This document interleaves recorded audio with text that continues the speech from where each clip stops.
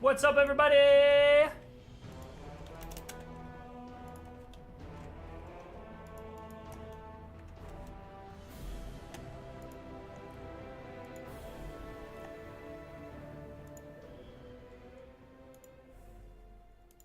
What is up, friends?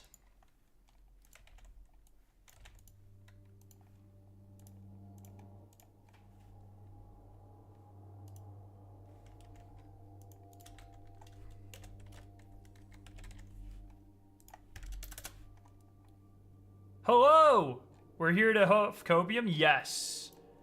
Yes. Honestly, I kind of want to see Bioshock stuff even more. Even more than Destiny or Marathon stuff. On God, bro. On God. How the fuck are we doing, my friends? Oh, I should have made a fucking Arc Raiders joke in the thumbnail. I totally forgot. I totally forgot that we determined that Arc Raiders was probably... Isn't the theory that it's going to be shadow dropped? What's up, Lab? Fuck.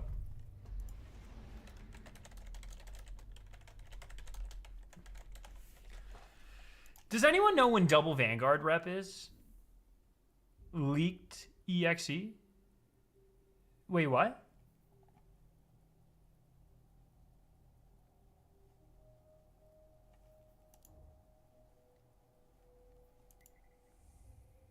When the fuck is Double Vanguard shit, bro?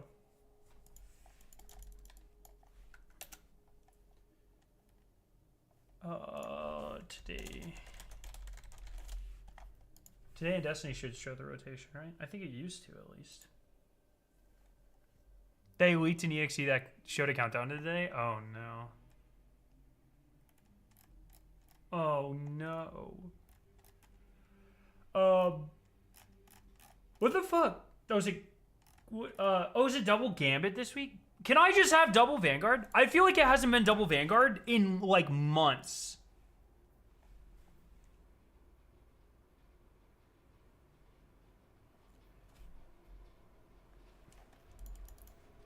And I still need to do Double Vanguard. I think it's Double Gambit. According to a graphic on Today in Destiny. Yep. Oh. Okay, let's do our weekly Ascendant challenges, friends. This starts in, I think the pre-show starts in 30 minutes.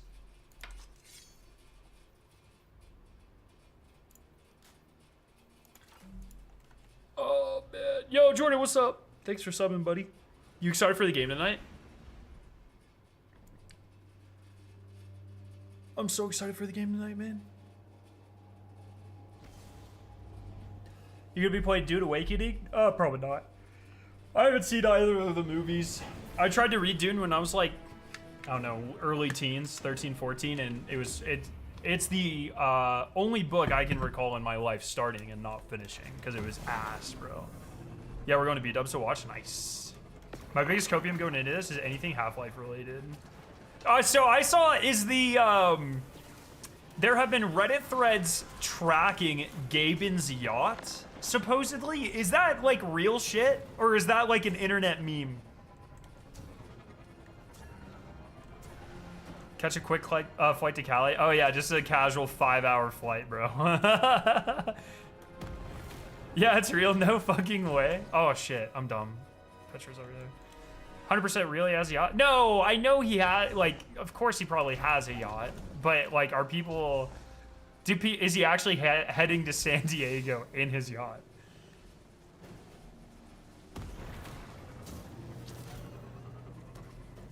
Really, I read Dune very recently. I found it to be pretty amazing. Personally, it was just super dry, no pun intended.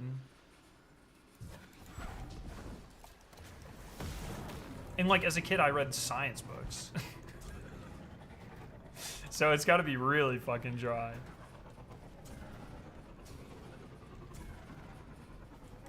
But yeah, we'll see. I'm excited. I love these game show. What the fuck? These game reveal shows. I think they're pretty good. yeah, you know, and I think it's always just exciting to see what's happening. We should make a poll and have people actually Wabi. Okay, let's brainstorm this. Let's brainstorm this. Okay, we should make a guess on what percentage of the revealed games are like anime fighter games, because I feel like that's a solid 40% of games revealed that these things are like anime fight, like beat 'em up games.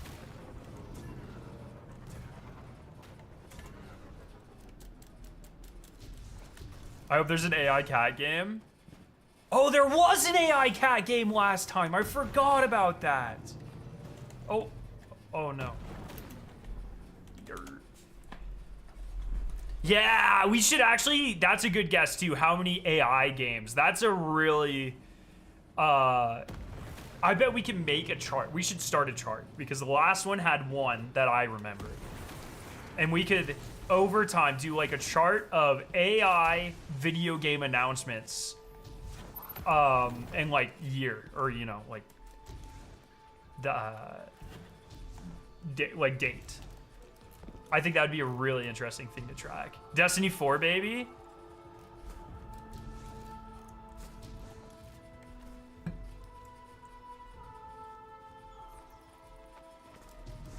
I'm surprised Sony wasn't 90% anime. It was a lot. I feel like it was a lot. I don't know the exact percentage because I wasn't counting, but I always find it very surprising. Like those games must make a lot of money because there's a lot of them. And as someone who's not interested in that market at all, I find that like always very surprising. Like,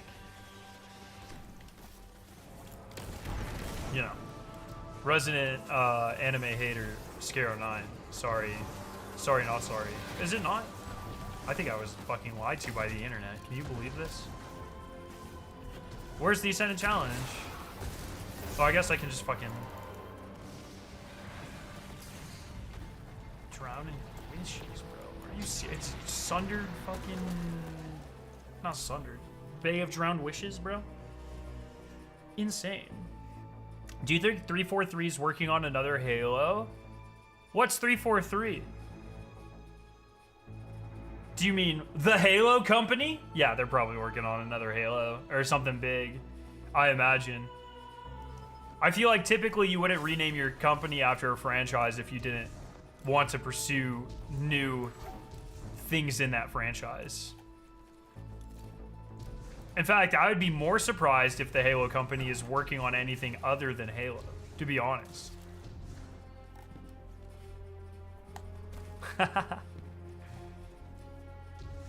I want BioShock. There was a rumor that 2K was gearing up for a BioShock announcement. The interesting thing is that according to the rumor, the announcement was actually Rapture themed. And reportedly the fourth game is not in Rapture. It's like in Antarctica or something. So that makes me think that oh, I don't have... Oh, this is tragic. I don't know if I can just make this. So that makes me think it might be the Netflix movie.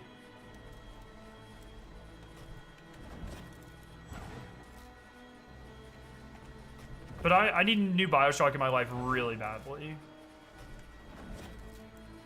What do you think? We hit this? I might have gone too far.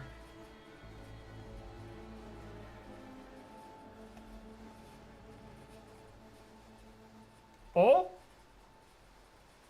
Oh! No!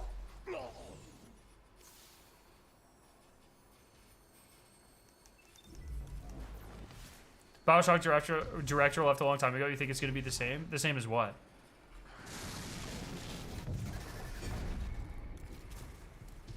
The same as like the old games? I think there are quite a few examples of franchises. Destiny working well after a game director leaves. But Kevin Levine, like, I mean, he's working on his own. Kevin Levine? He's working on his own thing with Judas. I'm excited about that too. But also, like, someone sent me a report where, like, supposedly he's an awful guy to work for or whatever. So That doesn't make me feel great. But yeah, I mean, come on. Bioshock, the Bioshock universe is so easy. It's like fucking up a Dead Space game. Impossible to do, you know what I mean?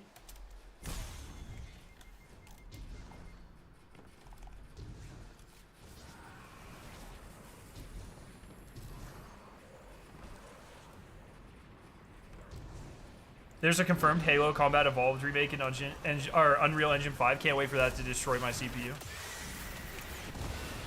Yeah, Callisto Protocol. On God, dude. Yeah, that's a great point.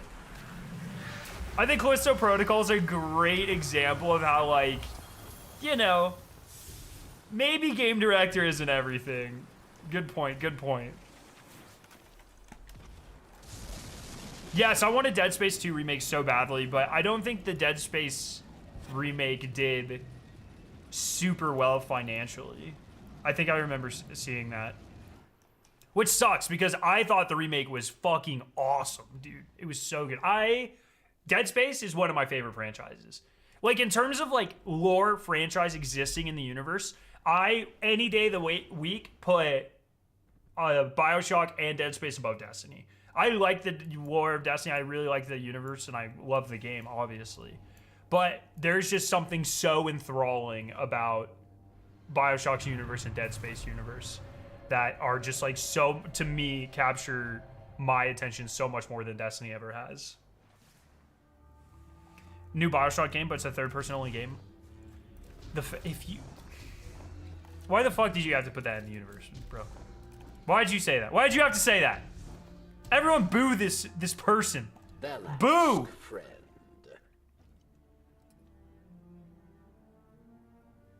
Glenn didn't even direct Dead Space 2 or 3? Oh, seriously? I thought he left after 2. That's my bad. That's my bad. Good to know, though.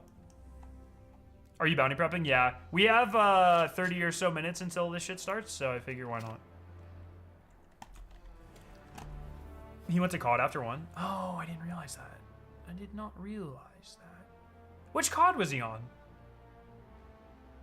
I'm gonna guess Advanced Warfare, and he worked on zombies. Because that shit was visceral. No pun intended. But Modern Warfare 3 and World War 2. Oh, World War 2 is what I meant. World War 2 is what I meant. I did not mean Infinite Warfare. I meant World War 2. With the fucking... Yeah, the boss of the World War II zombies was literally a fucking necromorph, dude.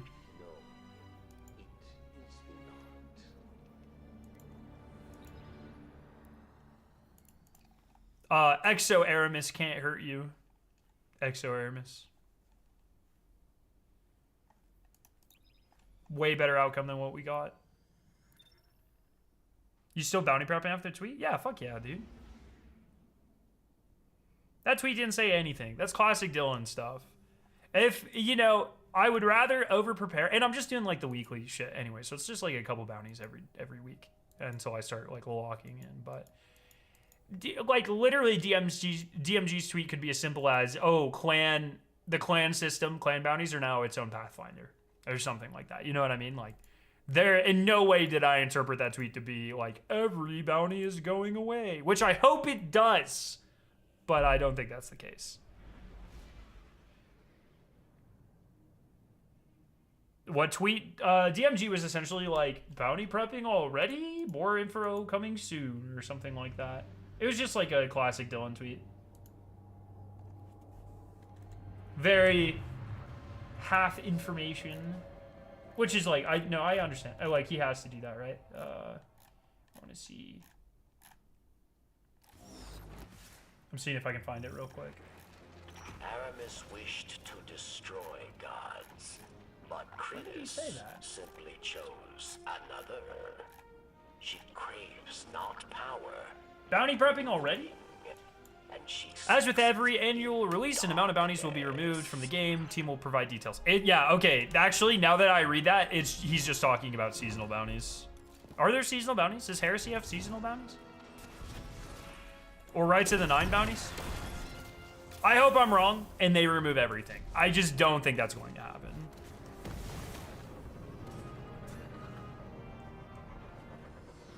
Oh, you're in math class? Name every equation? I'm just in math class because there's not a chemistry class clan. Math class was the fallback. Dado, I didn't. It was a joke, man. Don't kick me out, please. Don Dado is gonna show up at my house. You disrespected the math class family. Revenant has bounties. Oh, they didn't go away? So, like, Failsafe had, Echoes had bounties, but once Echoes ended, those bounties went away. And I assumed it was going to be the same thing for Ido. Ido kept your bounties?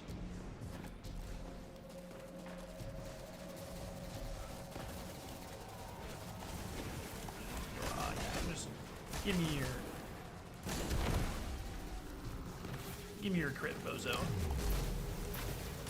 Nice.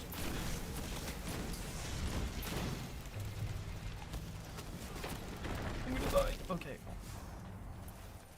Need to reconsider Dado and math class after the blueprints dartboard puzzle. Oh no, was it bad? A lot of people are stressing over gear. Yeah, you know, it's just people. Look, man, if I have learned anything, it's that the Destiny community can be very silly sometimes, and that's fine. Nothing wrong with that. I had a friend ask me today, why are people upset that they have to grind gear in a genre that is built on grinding gear? You guys want to know what my dead ass answer was? And I believe this 100%. Or this is at least a reason. It's not, maybe not the entire reason, but yeah, we brute force this. It is because I truly believe a large part of this and the response is because Bungie has spent the last 5 years building the game in a more casual way. A lot of the grind has been taken, like, removed from Destiny over the past 5 years. Really 3, but 5 years. And it's starting to come back, obviously. But I think that has resulted in a shift of both the mentalities of hardcore players, or players that used to be maybe a little bit more inclined to grind, I think now have different expectations and mentalities. And it also, you know, attracted people who don't like to grind as much, i.e. crafting.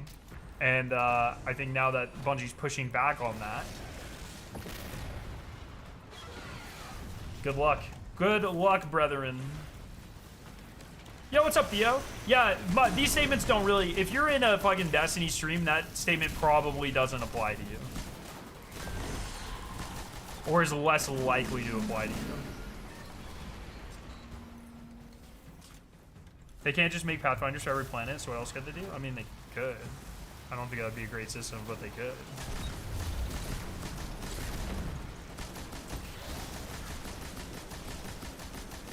How did I...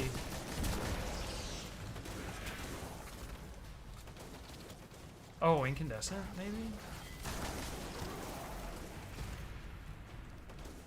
What did I send you? Oh, it's a meme that I think it is an IP grabber. No, I know your IP, bro. I think it's a meme lab that made me laugh because it's the exact type of shit you would send me.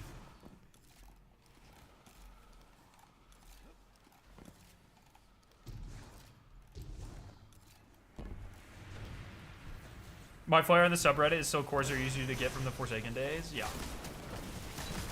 Yeah. It's just like, I think... Just calm down.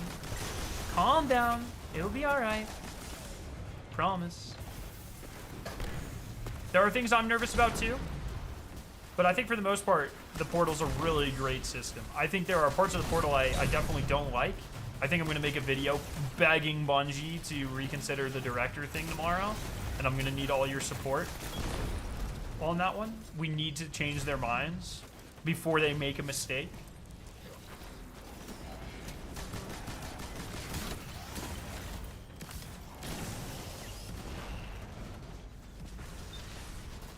Scar's acting like a father trying to reassure his children. Yeah, it's how it works, man.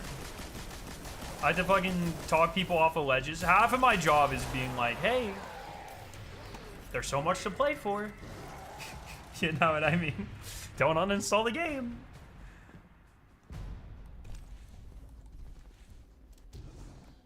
No, I don't have overload on my... yeah, I took it off. There's some challenge For some reason, we took overload off the machine gun because it was fucking with something, but I don't remember why. He said, okay, lab. All right, all right.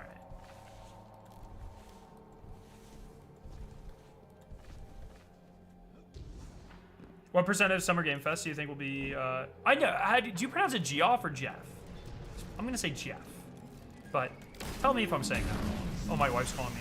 Glazing Hideo Kojima. I think that's strictly a Game Awards thing. Why, hello there! I'm streaming. Oh. Okay, what the fuck? My game just crashed. What the hell? Okay, and?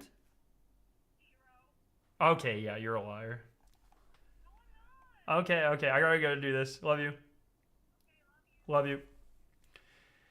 Jeff, sorry. Anyways, Jeff was, when I was playing Marathon, he was right behind me, and I killed him, and I turned around, and I looked at him, and he didn't seem like he was having a very good time. I think he was getting ran. So, feel kind of bad about that, but should have been good. Sorry, buddy. He had shit loot, too.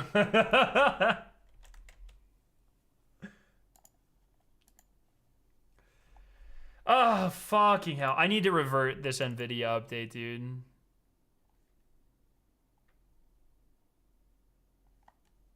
Do you know if you'll be able to put mementos on tier 5 weapons? I don't think so. Oh, wow. Capcom cell. My favorite. Okay, get me back in the game. The director is still there. They're just not updating it. So, like, on God, I don't know if I have footage of this. You can only access Kepler and the story and patrol through like a portal screen menu. And I swear, I promise you, there were multiple times in the playtest where I would just like go to the director instinctually, look around. Oh yeah, Kepler's not there. I have to find where the fuck portal is, go to portal, get really frustrated and be like, can someone help me? One of the engineers had to come over and show me where the fuck Kepler was. And every time I was like, this is a really bad idea. I was like super adamant about it the entire time. Like, just an awful idea.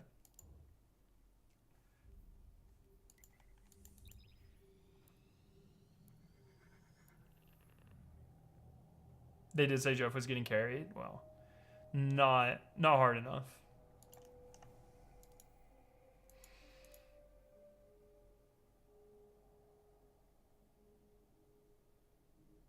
Portal on paper is a good idea, but I find its goal to be hypocritical. Make it easier for new players to understand the game by now making them learn two different screens with different playlists.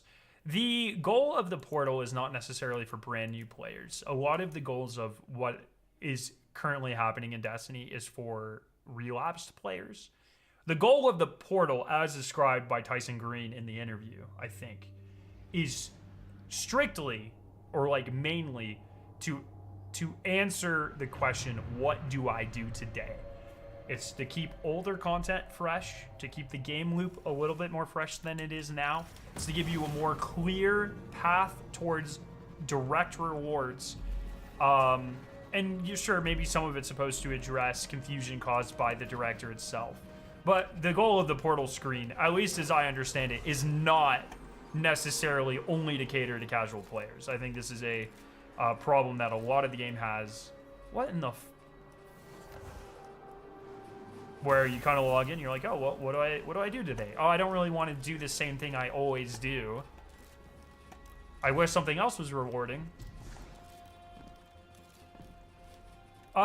Kepler does have a destination map, but you can only access it through the portal screen. Do you think Bungie will actually listen and change the directory? It's so hard to predict because over the last year, I've seen Bungie be very responsive with feedback. But usually that's when something's like an easy or very important change. I genuinely don't know how much work it would take to put Kepler on the portal or on the director's screen.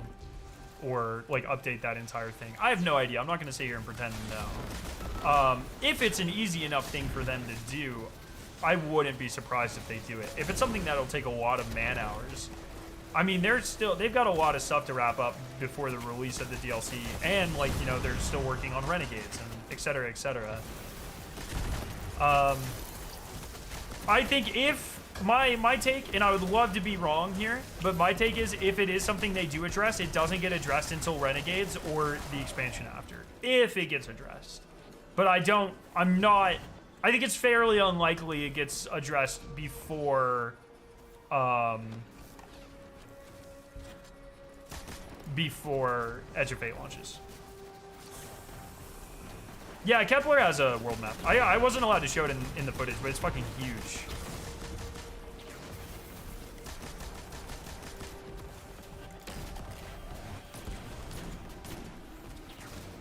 I need the precision, bro. I almost stole my own kill.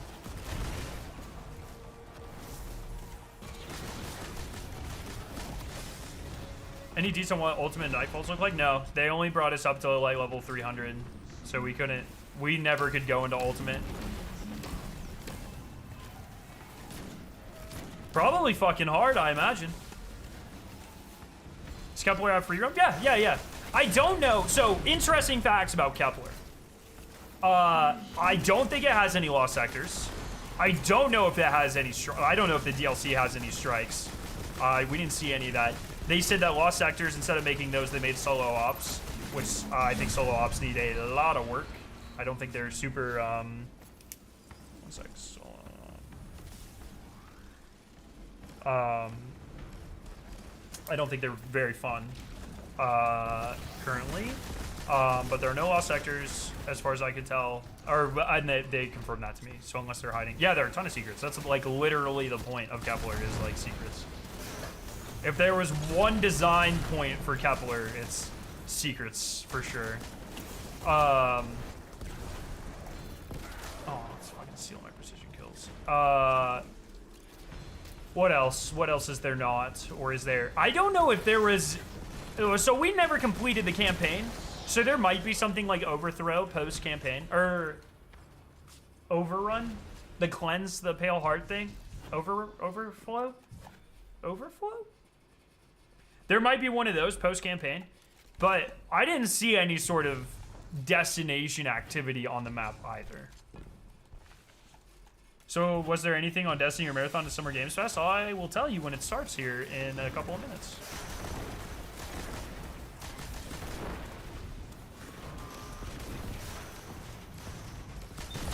I'd have a hard time believing the Aerostrikes consider as a major part of what they mentioned for future content.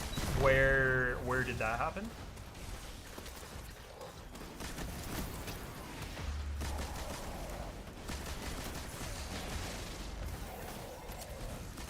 Do solo ops have any narrative? Yes, yeah, new voice lines, new narrative. They were pretty, like, the narrative was kind of fun. Some returning characters and stuff.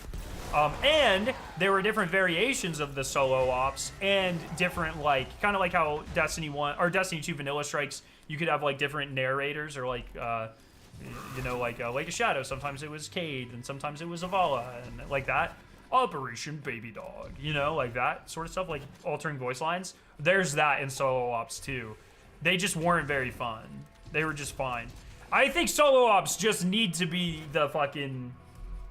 And here we go again. But I think they just need to be the Chaos of the Nine or whatever from Destiny Rising. I know, Scarrow, shut the fuck up about Destiny Rising, blah, blah, blah, blah, blah. But that is genuinely an incredible solo player mode. And it's a lot better than running straight forward in a line and just killing things. Back in September for major updates and expansions, it was listed with new original activities. Oh, was it? Back in September? Can you link that? I mean, September's also a long time ago, but... Also, I guess we can just pull up the Edge of Fate. Like, they have that release calendar, and that will probably have it on it as well. How fun is Dark Matter? What the fuck is Dark Matter? The Destiny Rising beta has been a lot of fun. Yeah, I haven't found myself... I was a lot more attached to the alpha. I found myself going back to the alpha a lot more. The beta's just kind of like... I played it those first couple of days. I haven't been back. I think the novelty of it has ran its course. And I'm not sure I'm going to be sticking with it, to be honest. But maybe, unless they want to pay me, you know what I mean? Holy.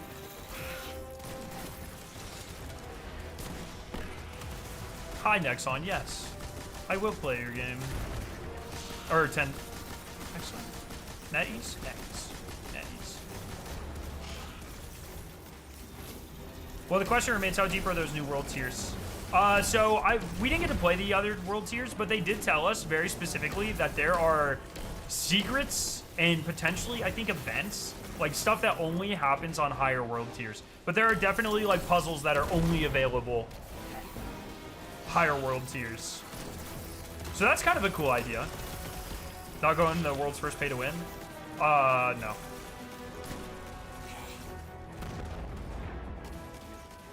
Bro, why's it not?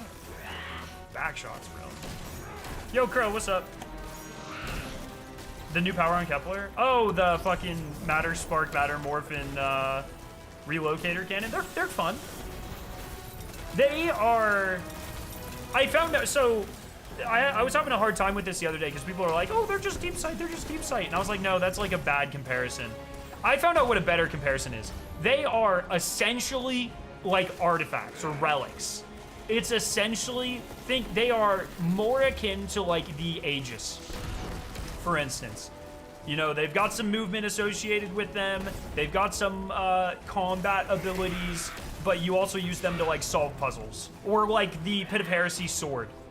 So it's essentially like the DLC is the main abilities of the DLC are really 3 relics.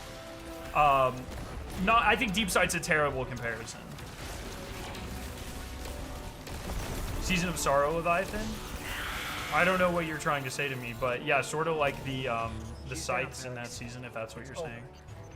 That's all of them. Hell yeah, Mercury, I'll check that out here in a second. Thank you. Lieutenants, her entire council.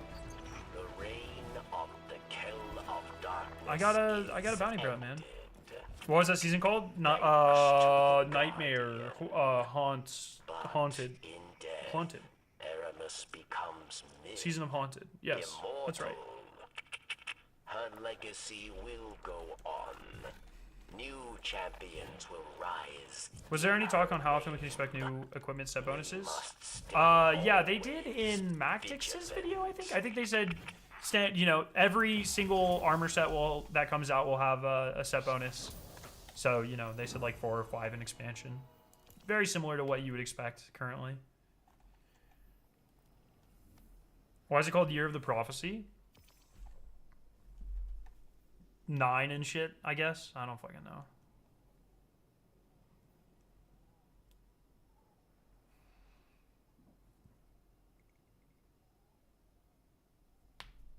What do you mean 13 minutes remain? Thoughts on the huge nerf to ability cooldowns, ability gains? I think that's an awful way to frame that. Because you could easily say thoughts on the huge buff to ability cooldowns, ability gains, because the low end below 30 got nerfed just as much as the high end above 70, right? I think that's a disingenuous way to frame that question, personally. But it's fine. It's interesting. It makes your stats matter like way fucking more than they do now in terms of like decisions you actually have to make, which I think is cool.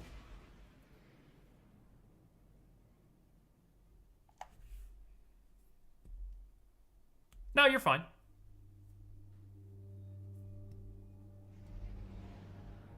I want to tab out and check, but I think my game will crash again. It seems to be every time I tab out. Would love to see set bonuses by combining 4 armor sets from separate sets. I'd get so fucking complex. That'd be sick. I'm very interested in the overall...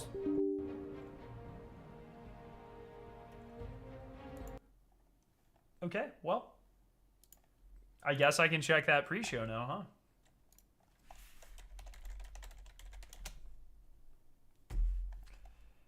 Huh.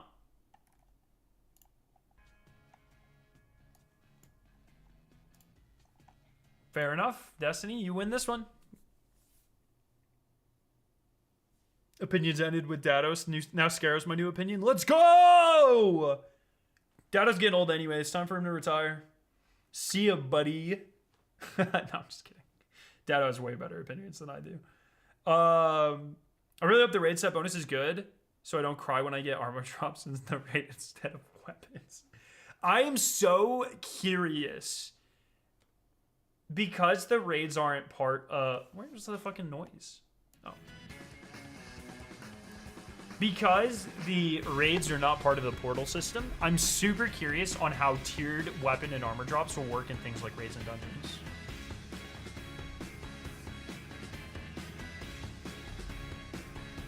Am I crazy or are Fault Mods gaining stonks? We had like an hour-long discussion about this yesterday. They are absolutely gaining stonks. He's married. Destiny players can't be married. I am also married. I've been married longer than Dado, I believe. We just had our 6th year. I think Dado's at like 4. Any word on the 30% damage resistance sticking around with the base 100 resilience? I would assume that's what's sticking around. Because, what, like, yeah, I would assume, but I don't know. No tier equals crafted red weapons. You toes? Fucking take that back! Don't put that in the universe!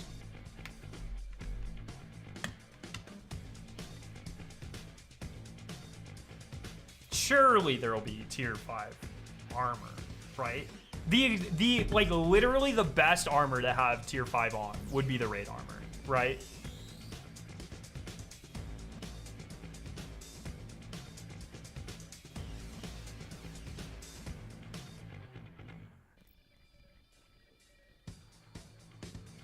This looks so satisfying.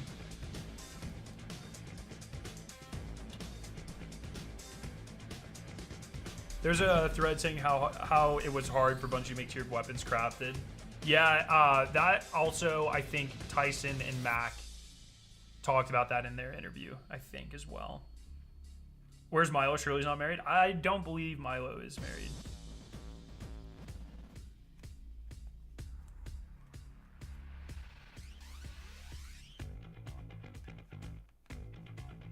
Hell yeah, Killer. I'm so excited for hopefully a new album. Should we grind out armor for the good stats for the start of Edge of Fate? You can. I think I'm going to be having a lot of discussions about that in the coming days now with my updated spreadsheet. Not to rub it in, but my spreadsheet's cooler than yours, bro.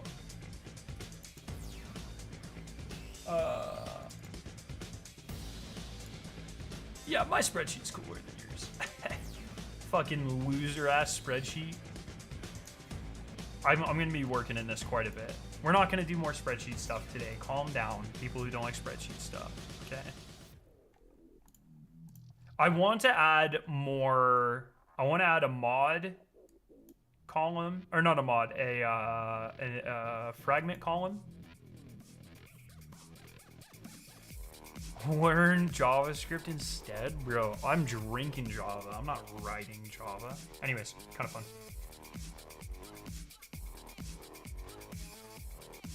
Gatekeeping with spreadsheets? Hell yeah.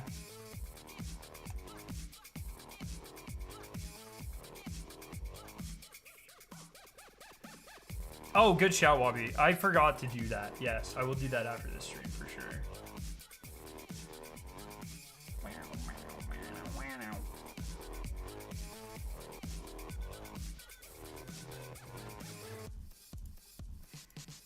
20 minutes.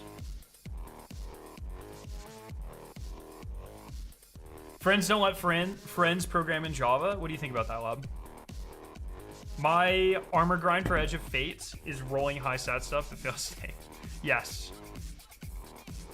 Should roast your vault while you wait, dog. I am in no position to roast someone's vault. I'm sure, I assume you'll talk about what classes should focus what on mods. Weapon gonna be OP for day one. It's hard.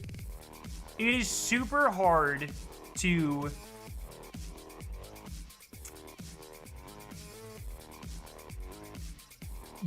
because you don't want to just, it's hard to decide whether you are like to like fucking go all out in single stats. That's why I think the only way I think it makes a lot of sense to go hard into like 1 or 2 stats is if you can fit in fonts on your armor to supplement your stats that are now shit. That's why I said JavaScript and not Java. There's a very big difference. Bruh, who came up with that shit?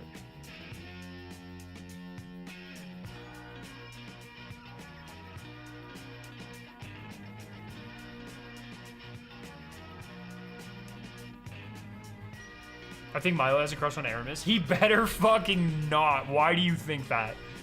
Milo and I will be immortal enemies if he's simping for Aramis.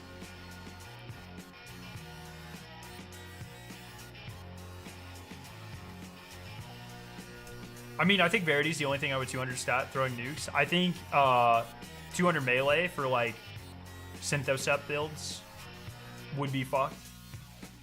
Or, you know, like whatever, throwing hammer builds or Liar's Handshake builds, fucked. Potentially. But once again, you have to balance out the other stats. The archetypes that they made, fuck it, I'm pulling out the spreadsheet. On God, bro. The archetypes that they made are not super ideal. Like almost across the board, right? Health is a dead stat. So I think right off the rip, I think this is a shit. I think this is... yeah, once again, health is a dead stat, in my opinion. I'd love to hear arguments otherwise, but in my opinion, health is a big dead stat. I think that's a dead... pretty much, if you get either of these archetypes, you should cry and cope and seethe, okay?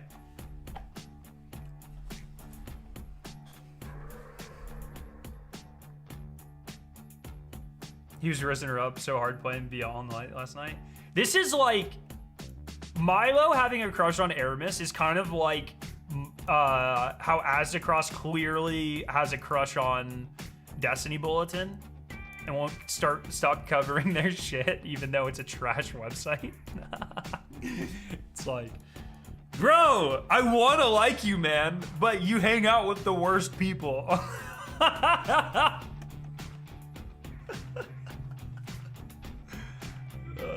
That would be the equivalent of Milo being friends with Aramis. Yeetster, there are 30 possible combinations for the new set archetypes for armor, but we're only getting 6. Do you think we'll get more in the future? Yes, it was told to us that we will get more in the future.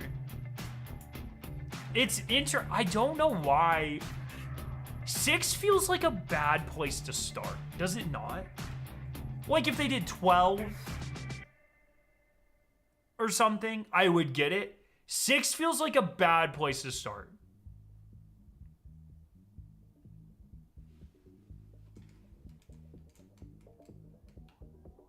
But I don't know. I don't know. So those are dead. Yeah, I think Gunner's gonna be the best archetype off the rip. Because if you can get 5 Gunners, you know, that puts you at base at,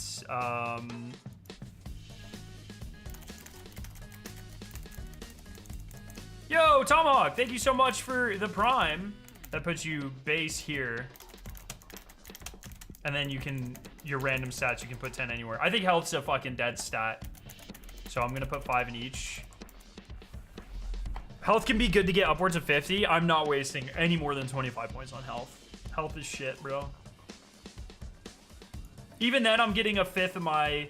Well, yeah, okay, maybe not quite a 5th. A 10th of my health per orb. I'm fine. Fuck health.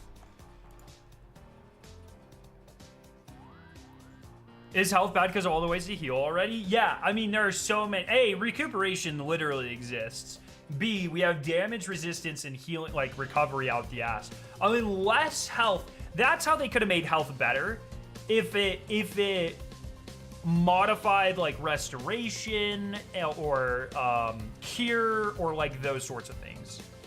Recuperation is still a mod, yes. So I think health is a default 25, which you get just by masterworking. That leaves you with 5 10s to put somewhere.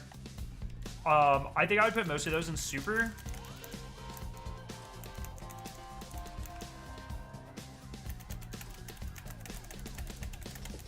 So that leaves you with this. Well,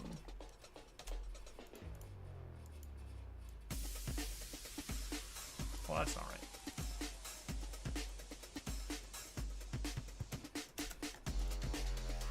$375 out of 440, so you still have places where you can increase. I would definitely increase. So class does not have a font that you can use. Like, the font is on your class item, which is way overcrowded. Melee has a font on your on your arms. So I think if you go, really, we can call this like 33 on a good day. Let's say 31. 31.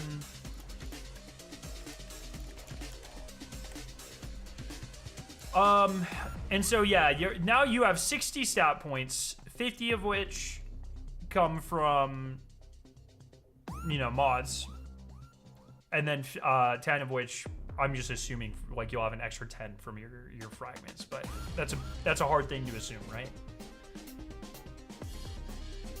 Kind of going off. Am I missing something else here? Oh, all of these should be. So this is assuming you grind up to 63. 64 is technically the cap at this tier, but bam. And then yeah, you have five mods, which you can put anywhere. Probably use those to get 41.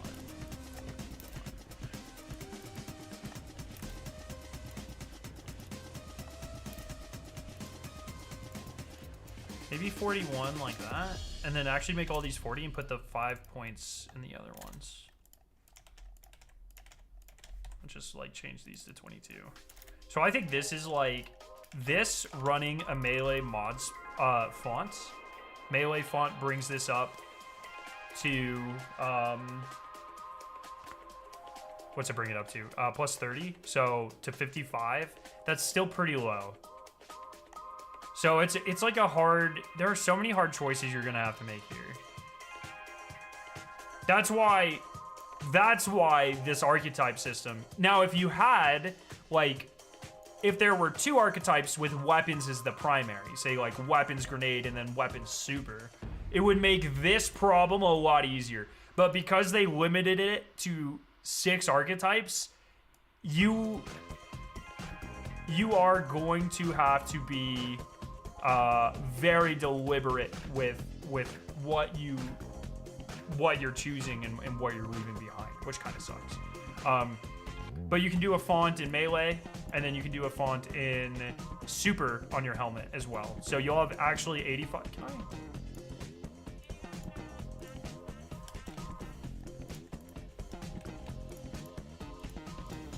Bro, what in the fall, guys? What's happening here? So fonts, in an ideal world, you also have an extra, or you can put that on the, you know, like that.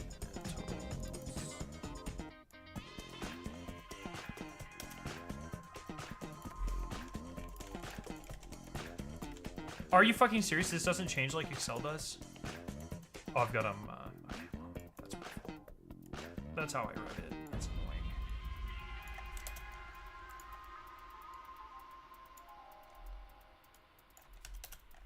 And then you have fragments on top of this. So this is just like an example of what you're able to do.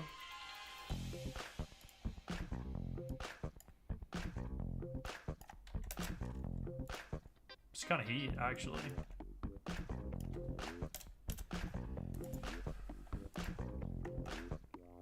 It's hard. That's a hard problem. But this is like the sort of thing that you could do if you did 5 gunner and then... Oh, I have 200 here.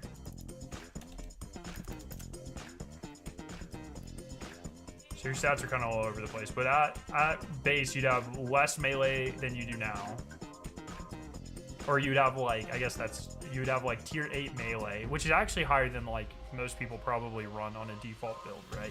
Your class would be fucked. You would never get your class ability. The health stat's useless. with tuning mods, which you're not going to get before the raid. This is all tier 3 as well. Is it worth grinding like max mobility armor right now so I can versatile weapons? Yeah, there is a world where if you grind for like mobility, strength and mobility discipline and mobility intellect armor, so like hella spiked in mobility and then nice distribution in those bottom 3, that could be very helpful, I think. And then just get like make sure, yeah, then get like a 3.0 class item or some, you just want some class as well, because class abilities tend to be pretty important, right? So there's a lot of questions. It's going to be hard until we get our hands on it as well, right? So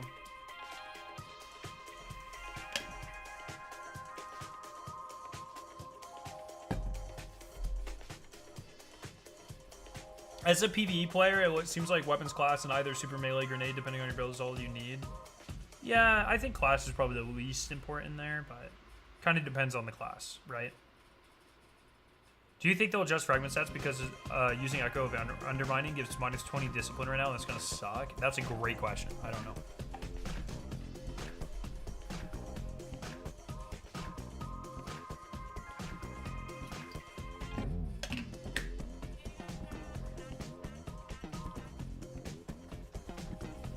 I wonder if that means we'll get to cap. Oh, we'll get to the cap of Wild Bubble Barricade durability since we're locked to 100 resilience. Oh, that's a really good point.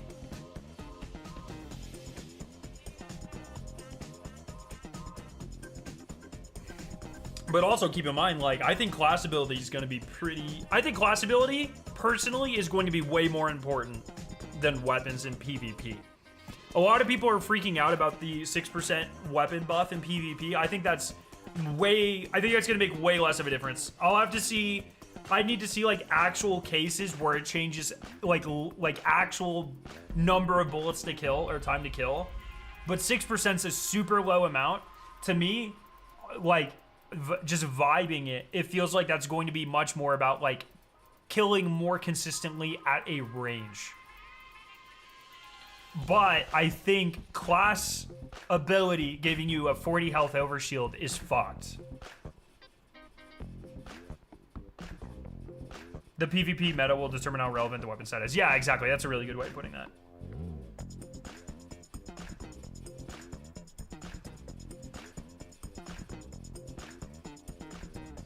But even SMGs, like if you think about target lock gets at base twice as much and caps it almost 4 times as much. You know, I think target lock goes from 11% to 25% or something like that. And even target lock only reduces time to kill, like it's by a couple of bullets, right? So having even less than that. Now, where you might start running into trouble is if you stack things like target log and the weapon stat or whatever, where it's just another damage multiplier. But by itself, I don't think 6% is that game changing. Thoughts on the artifact encouraging us to use new gear over old gear? I think that's great. It'll be kind of annoying if it's a 6 month. It depends what new is. If new, so if like we spend all fucking season grinding out Edge of Fate armor, and then it is useless, or maybe not useless, but it's less good going into Renegades, and we have to do it again. That'll be fucking annoying. But as long as I think there's like a 1 season carryover, I think that's fine. So if like in Renegades, we get the buff for Edge of Fate and Renegades armor, and then the next season, the Alchemist or whatever, Shattered Cycle, whatever the fuck it's called, we get... You know, we can use Renegades or that are either like there's always like a 1 season lag. I think that's fine.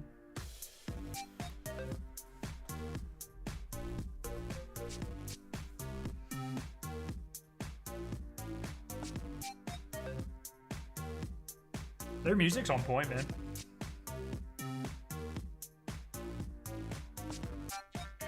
Doesn't that double the volt spots you're using for armor? Yeah, like, listen here, man. The number one thing I hope, unrelated, yes, that does double your vault space for armor. That's a fair point. The number one thing I hope they address with armor soon is exotic class items. I don't know about you guys, I'm wasting 150 slots on exotic class items right now. And if they can find a way to consolidate those, I'll never have vault. I've never had vault issues until the exotic class items, and if they can fix those, I'll never have. If they release, they talked about in Mactix's, it's not intentional that I keep bringing this up, but they, Tyson and Mactix were talking about how there is there is a future world where they add another exotic class item with its own stats. Holy fuck, I'd be done. Cole? I'm not getting rid of any exotic class items. When there's a chance that they implement a system where you can switch to any class item, like any combination of perks you've earned or whatever, it's Bungie, so that would probably be largely dictated by what's currently in your vault or on your character. There's zero shot I'm taking a risk of deleting any of those. I still have like 50 open slots even with all of them. I'm not like hurting for space that hard, but we have focusing, just regrind. Ain't no fucking way. They took my macro.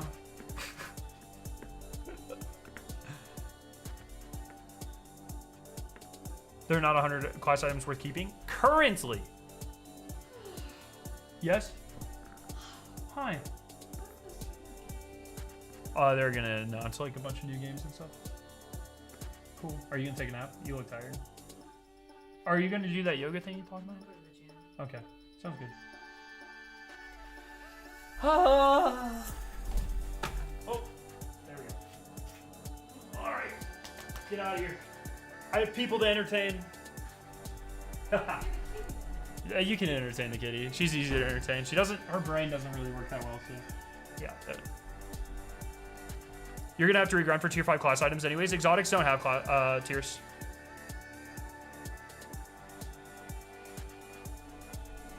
Odds of Destiny 2.5 coming out? I would say this is the closest thing to Destiny 2.5 you're gonna get. Yet? No, they seemed pretty adamant when I talked to them that they did not think tier systems were gonna come to exotics. I think they want exotics to kind of sit above and be their own thing. I'll always say it, make those craftable. I think that is the bad. I don't know why they weren't craftable from the start. I don't know how the game tracks, because obviously I don't think they want to make it like, oh, you earn one perk once and then you can just put it in that slot. Like, I think they want to make it so it's like any combination that you have earned, so it's like specific to perk combination. I don't know how the fuck you do that. Like, I feel like there's AI ways. There's UI tricks you can play to make that more manageable. But honestly, not my problem. Do you think Banes will be in the day 1 raid? Were they in the day 1 dungeon?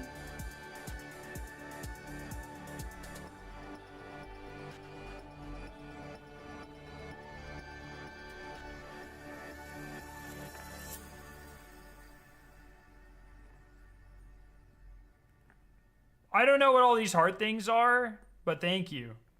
I don't really know what any of this means. Banes were not in Thunder Doctrine of Vespers, then no, I don't think they'll be in the raid. It's hard because I think they like contest mode to be like, they want everyone to be on like exactly even playing ground as much as possible. And I feel like Banes add, and maybe I'm reading this wrong, but it is kind of RNG on the Banes. You know what I mean? Like, maybe you just keep getting fucked and you get that stupid arc shit that kills you through walls constantly. And like maybe some other team gets like the easy nuke one or whatever. Just constantly. It's like, yeah.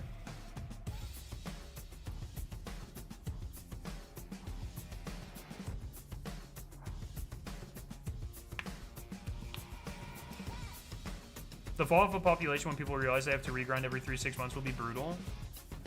Have you ever played Destiny before?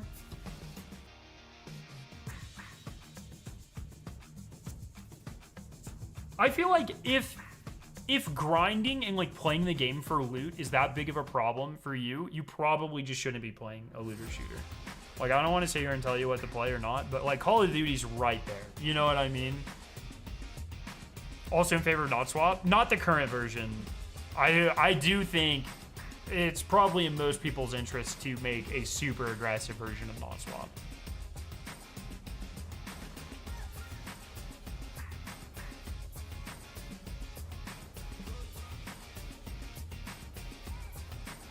I want armor swapping restricted, but leave weapon swapping. That's a fair point. Weapon swapping is way less harmful. I agree with that. That's an interesting perspective or suggestion. They could just make that encounter spawn only specific banes. Oh, that's a good point. I didn't think about that. I don't really know how that works. Not a game dev, but sure. I guess they could probably do that. Maybe.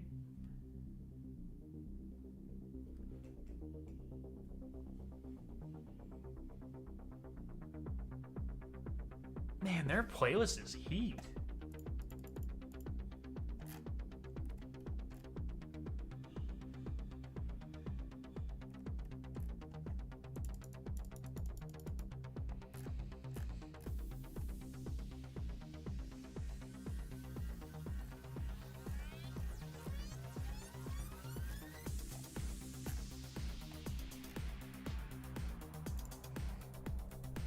You really think there will be some kind of marathon announcement? I think there's a 5% chance.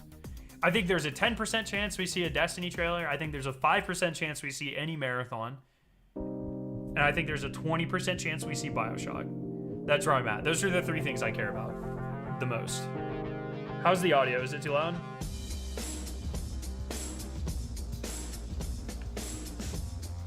Please welcome to the stage the creator of the Game Awards, Jeff Keighley.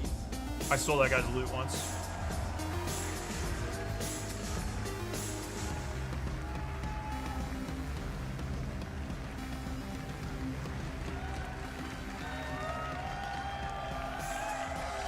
I love the energy. Hello, everybody, and welcome to Summer Game Fest, a showcase to celebrate what's new and next in video games.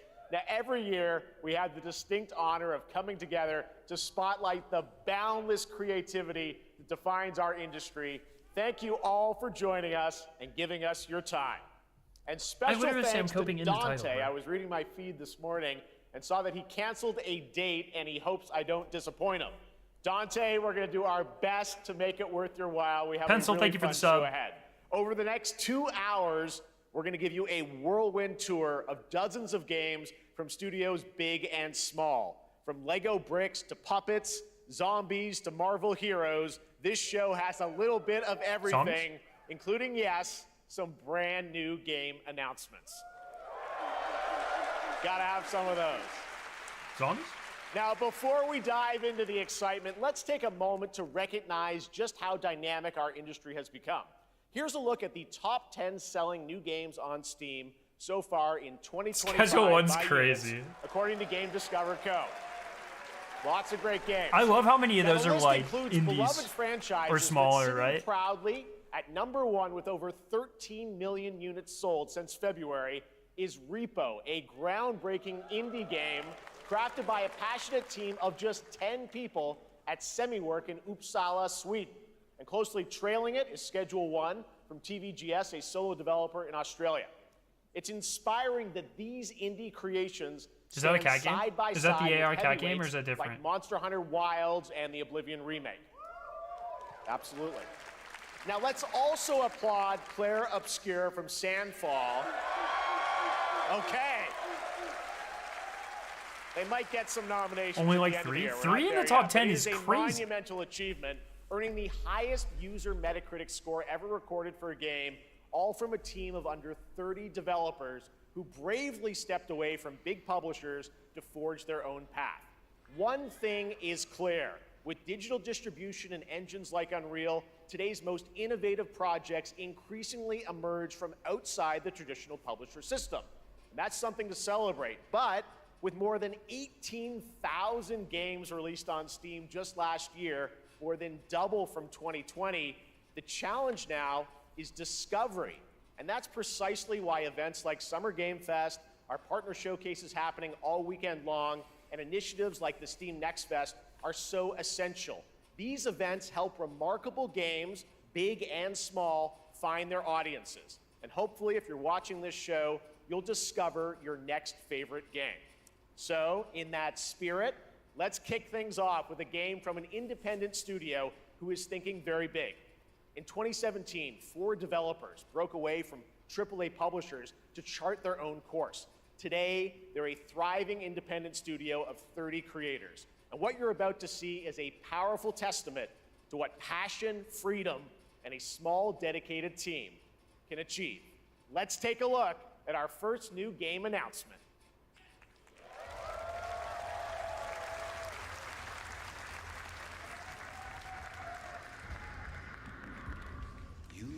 Liking the vibe here. You might be. Take up behemoth.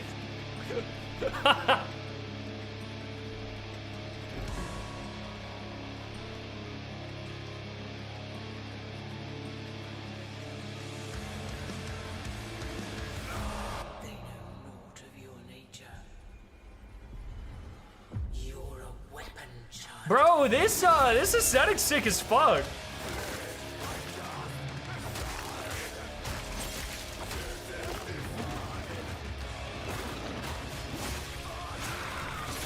This is the first thing they're showing?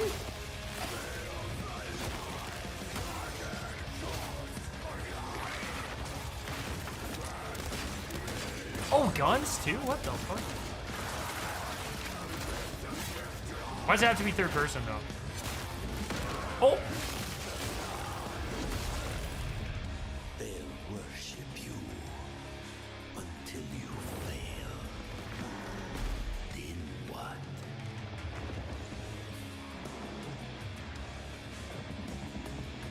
You're no god. But neither are No, not the Walmart Karen, bro! The Walmart Karen boss is crazy!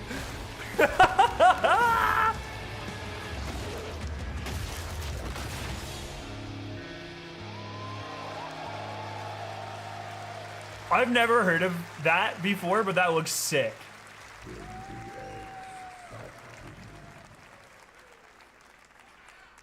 All right, didn't that look great? Well, we got lots more to come. But right now, the end, the Nexus War, Galactus Fight, or even live at Risky Reels. Over the years, Fortnite has innovated with mass-scale live in-game events. And tomorrow, Fortnite is set to do it again across console, PC, and phones. The Death Star's super laser is charged and ready to decimate the Battle Royale island.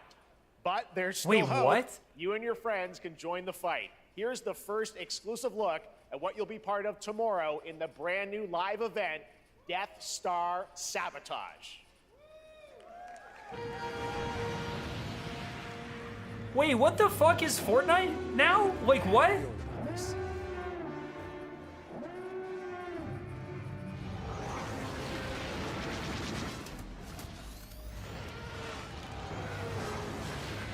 him with everything you've got.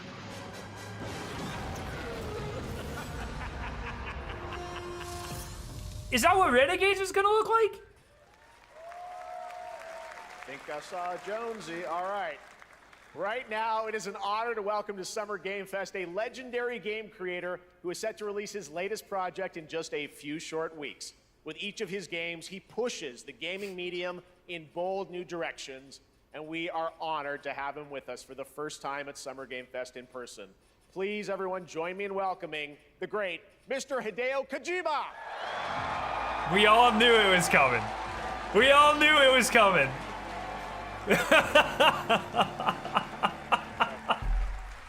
Aki, great to see you. Mr. Kojima, here we are. The world tour begins at Summer Game Fest. It's great to have you here. We are so excited for DS2. So let me ask you, Mr. Kojima, you've worked for many years on this project. What do you hope players take away from DS2 when they play it later this month? DS1 が出た後にコロナになったの Well, で、 we hit the pandemic after we released 僕ら DS1. 皆さんまあ、コロナを体験したと思うの Everyone で、 experienced コロ the ナを pandemic. 体験した中での So, 新しいつながりというか、 I wanted to それをも show う一度ゲー something ムをプレイし new, ながら、 connected. He has a great 考えて taste い in ただ music, き by た the い way. He's always tweeting out bands I Face the like. pandemic, so I want everyone you to think about that when you play this game. Okay, well, talking about playing the game, it's coming out later this month, but right now I know you prepared a special exclusive clip for SGF. Let's take a look at this. はい、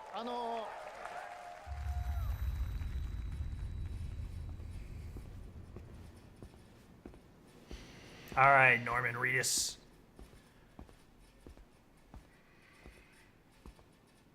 That is not Norman Reedus. That's the Solid Snake guy, right? Like in the trailer, he pulls down the bandana at the end of it.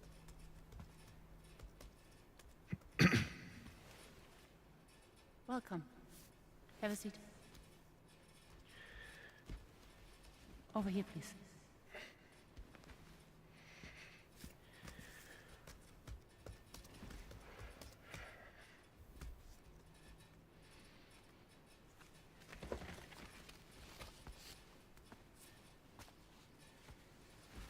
No smoking, please.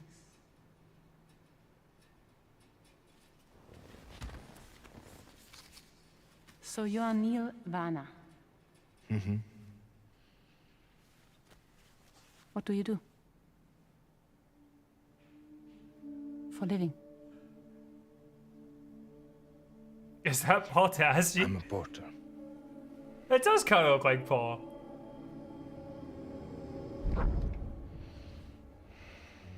So thank you. We're good for the day. Okay. Love you. Neil, Oh, that's a good point. I hope they get Bring Me the Horizon to do a song for the second one. I forgot about that. What?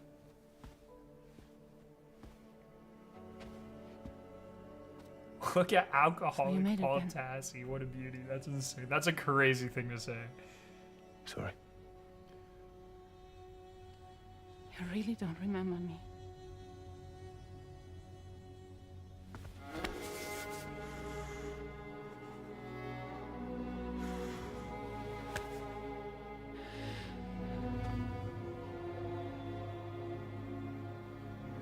The girl.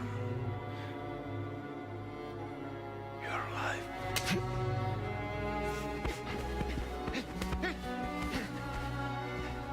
Stop! Stop! Stop! Stop! Stop!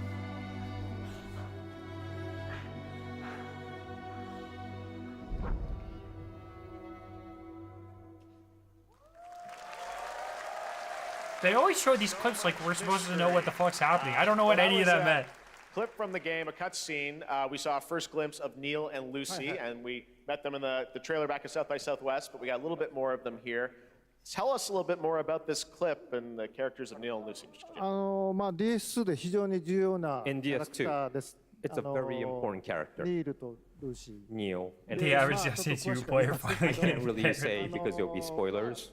手にカニ座の刻印が2人あ You ると saw the cancer mark on both of their すごい hands 深いつながりがあって So they have これが this 物語に deep 大き connection く関わってきます。 and reveals で前回 throughout the クリ story. フっていう人気キャラクターがい And まし last た time け on ど、マツさんがや DS1, って we have Cliff, で who was 物 played 語 by 的に Max. は彼はもういなくな And った of の course, で、 by story, you まあ know, 2では出せ he ない will not be in で今回 DS2. ニールっていうのが But マ this ツさ time, んの代わり Does に that guy Neil die? will Did be he just like spoil it? playing like the role that 登場 Max します did for DS2 で this まあ、クリ time. フすごい人気あったので、 And Cliff was a very まあ popular クリフを超え character, るようなキャラク but タ I ーを作ろ think うとして、まあ、ルカさん we にお have 願い to し kind of て like top that 結構いい character. キャラクター So になった Luca と思う Marinetti was a great 非 actor, 常に and I 心 think に残る演技もして it いた was だい great. て He did a great performance, so I think you'll like this new character, も Neil, う too. 20日後にゲーム出るんで、 Well, the game's going to be out in 20 days, so I'm not going to give any spoilers, you know.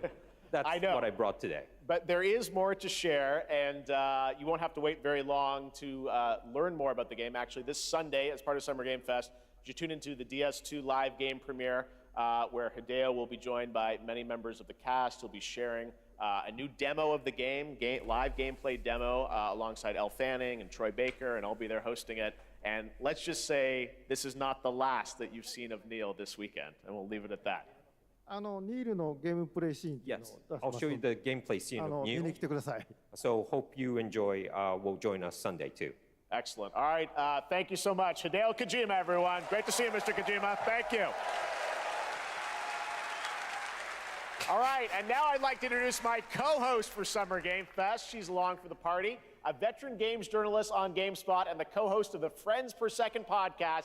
Please join me in welcoming the incredible Lucy James.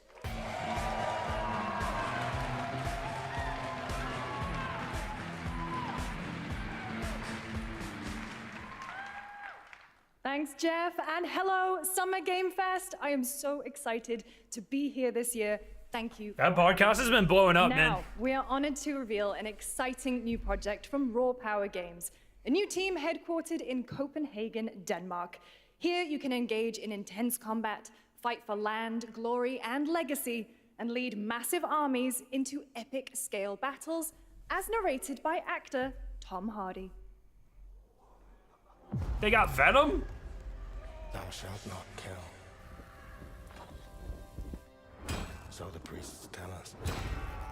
So the Lord commands. Oh, that's weird. But ambitious men do not listen. He's okay. I'm trying to like. No war. But war found me.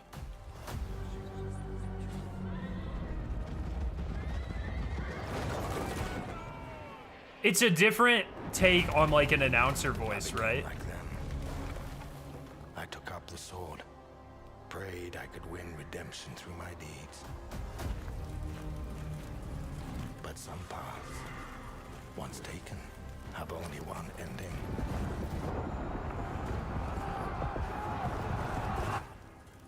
I shall find no peace. On this road, there is only death.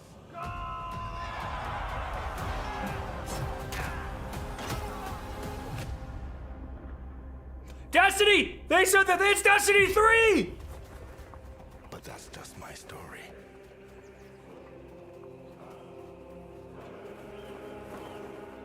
Go write your own.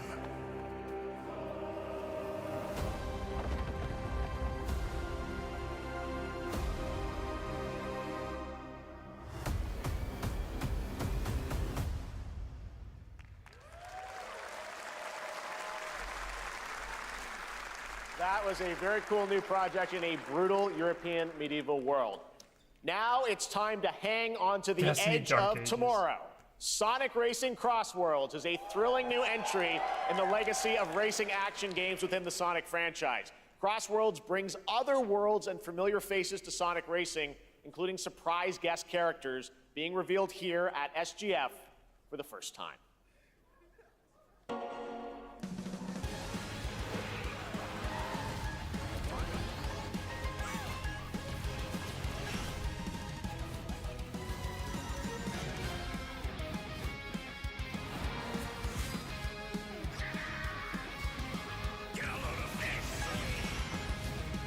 Have they ever done Mario Kart and Sonic together? Surely they have, right?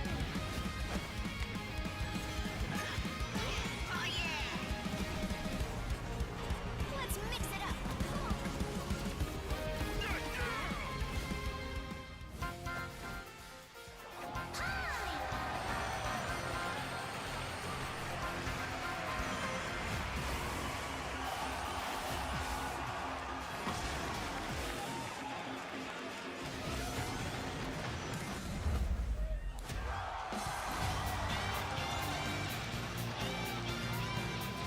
Why are there anime people in this Sonic game?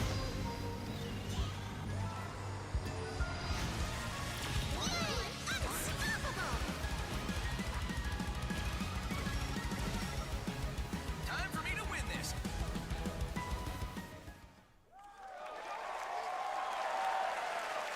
Coming in September, but that is not all. We'd like to introduce the man behind the creation of everyone's favorite blue hedgehog, Takashi Iizuka. Thank you, Jeff. I'm honored to be here to talk about our latest Sonic Racing game. Sonic Racing Crossworld is the next generation of the Sonic Racing series, developed by Sonic Team and the Sega Arcade Racing Team. You can feel brand new experience from the new future travel ring, which you can warp in the race. Also, unlike another kart racing game, this game will have online cross-platform matchmaking. That's crazy! So you can race against all of your friends across all of the Bro! platforms. Lastly, He said, I have "Fuck one you, more thing Nintendo!" I'd like to show everyone here today. Take a look inside of the travel ring. That's awesome. What? What the fuck? Alright, I'm buying this game. Alright. Minecraft and Sonic. I guess you could say you gotta go craft. Well, I gotta laugh. That's all I want. That's all I want. Next, we're excited to reveal a brand new action RPG from Bandai Namco Studios. Embark Chicken on a jockey. journey across a dark fantasy world and uncover a vast story that eclipses time. Bro, not the forbidden meatball.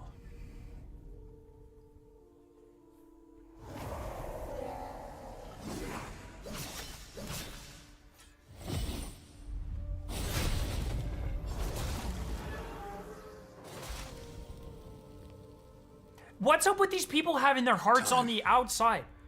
How many times do we have to go over? That's a bad strategy. Also, candles in your face is also a bad strategy. This kind of looks like Power World. For others, it wounds. But why do they keep putting the heart on the outside? And for our world, it promises only oblivion. If I see one more goddamn heart on the outside of something, dude, I swear to God. That doesn't make any fucking sense. But you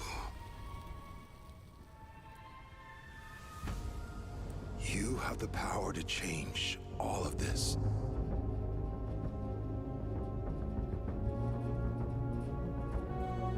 If time were a weapon to wield,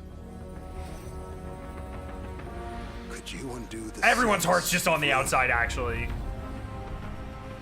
In this time,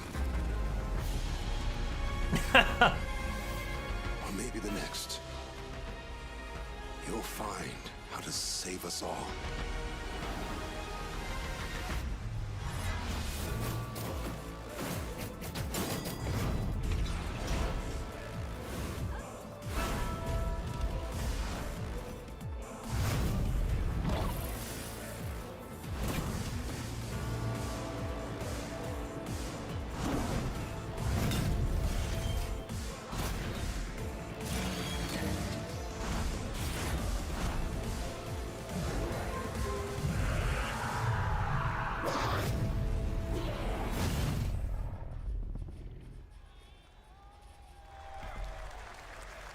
Code vein? Not the vein, bro.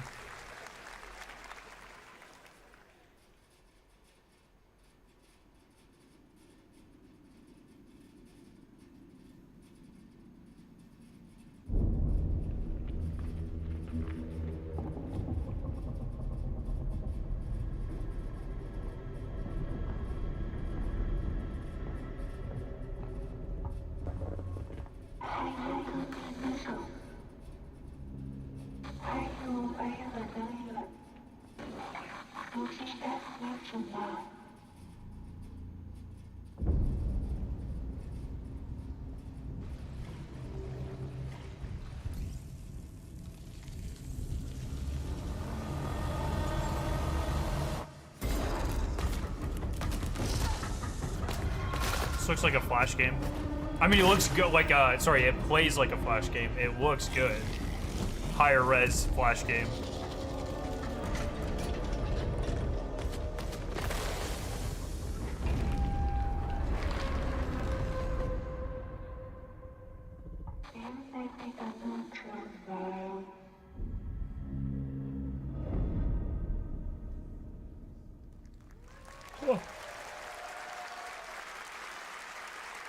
That was a very moody, cool new game. That was End of Abyss, the debut title from Malmo, Sweden-based Section 9 Interactive, an atmospheric action-adventure game coming in 2026 to the Epic Games Store and consoles. Next, we'll step into the black and white world of rubber hose animation with Mouse PI for Hire, developed by first-time developer Fumi Games and published by PlaySide, releasing later this year. Here's a quick new look at the game and the reveal of a familiar voice. There's something rotten at the heart of Mouseburg. Crooks beware. Detective Pepper's in the house. There are those who would bend the city to their will. Dumb wise guys and fake cheese wheels. And those who do anything to save it.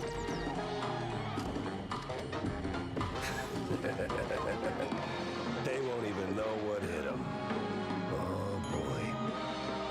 Here we go. What? Another role for Troy Baker. All right, that's not all from PlaySide. Now comes the announcement of another ambitious project from this independent Australian developer. We've been talking to them for a while about this project, which builds on their recent launches of Kill Knight and Age of Darkness. But this takes things to a whole new level. It's a premium, real-time strategy game built for PC based on one of the most iconic fantasy franchises in the world. Any guesses? Let's take a look. Bro, they're really liking this kind of medieval shit. Oh, is this Game of Thrones? Oh.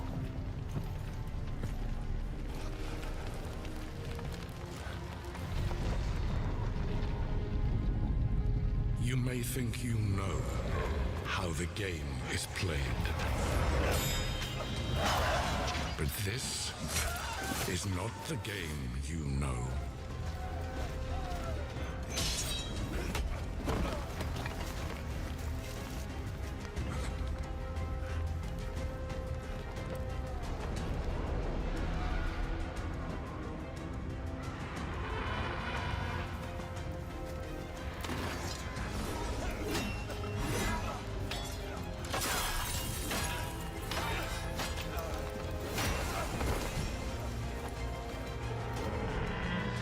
This is your legacy. Yeah, I'm wondering if they are retconning Season 8.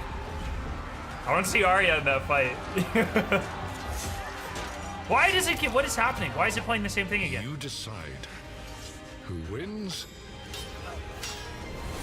and who dies.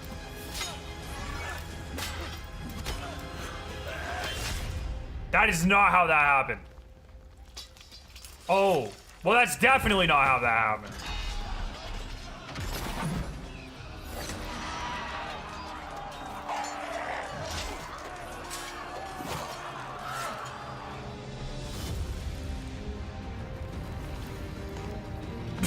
What?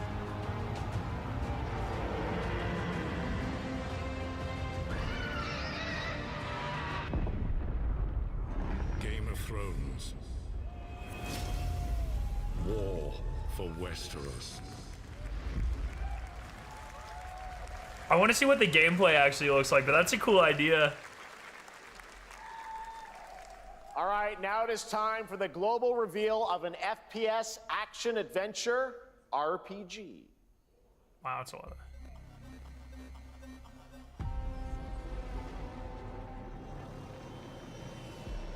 The great Silkovsky once said, one could count 1,000,000 billion suns in the known universe.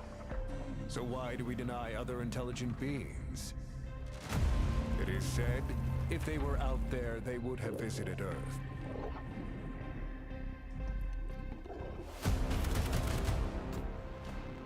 Oh, is this like Atomic Heart? My answer is, maybe they will visit us. No, the it's time not. has not come yet for this. Is it Atomic Heart? Of a new era. Oh, it is. Okay, okay, okay. Heart. 2.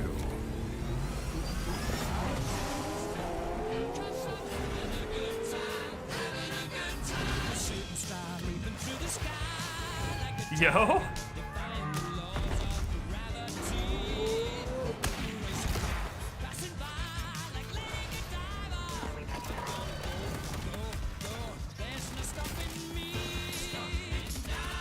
I always wanted to play the first one, but I never did. I think I'd really like it. It gives Bioshock...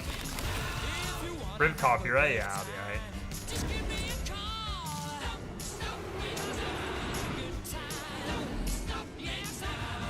Have a good hunt, Captain.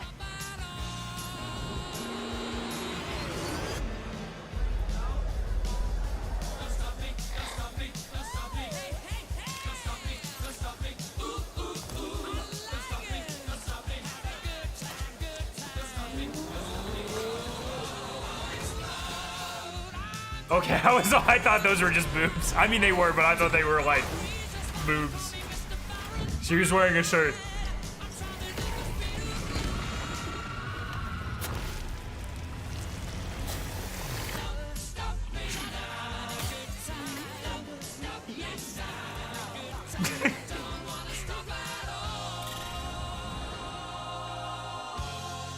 What, in the Borderlands, bro?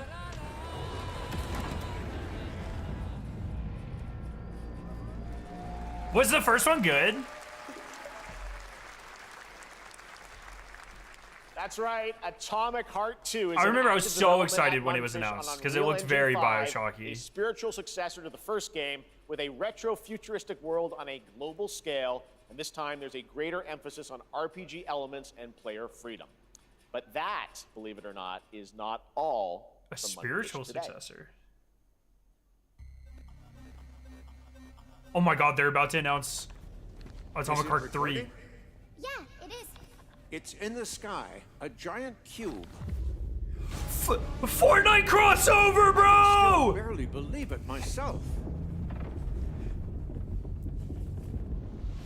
It's When it showed Kevin! up, I was in the lab. I didn't even see it. You know? I felt that same fear, though. A terrible sense of my own powerlessness.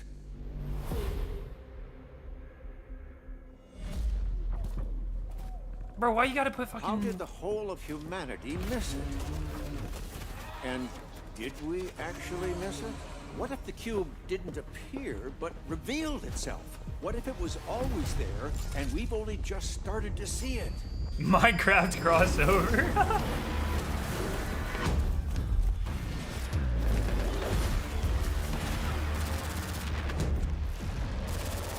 Is this an Atomic Heart extraction shooter?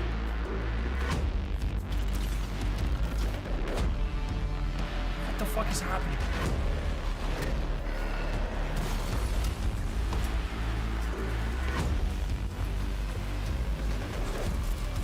Bruh.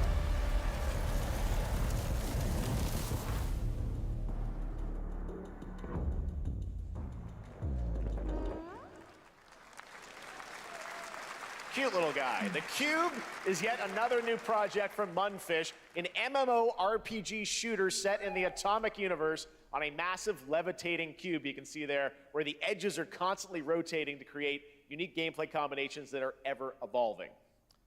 All right, let's jump into the Marvel Cosmic Invasion universe. The new retro beat-em-up coming to PC and consoles this holiday. The with first multiplayer Descendant fun for 4 crossover? players. You can pick between 15 Marvel characters to play, but so far, only 7 have been revealed. Well, now it's time to meet the next 2.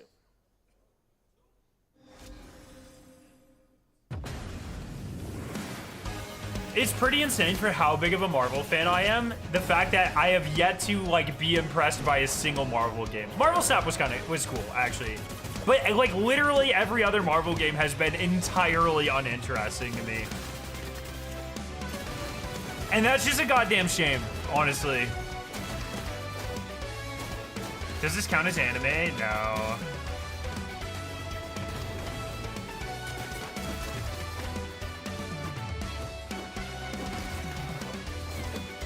I just like,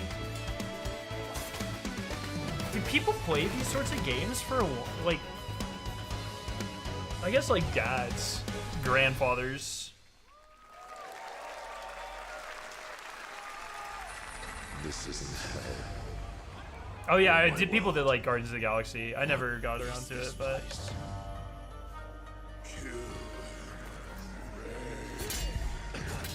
Also, you don't have a chance.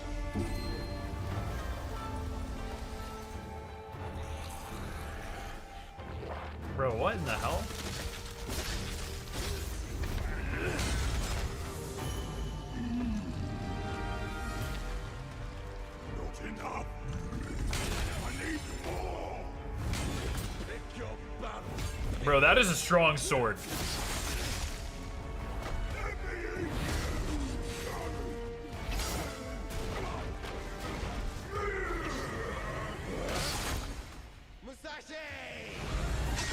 We both want the same thing, Musashi.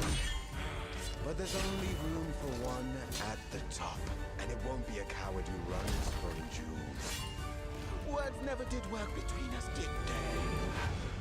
Sasaki Ganyu.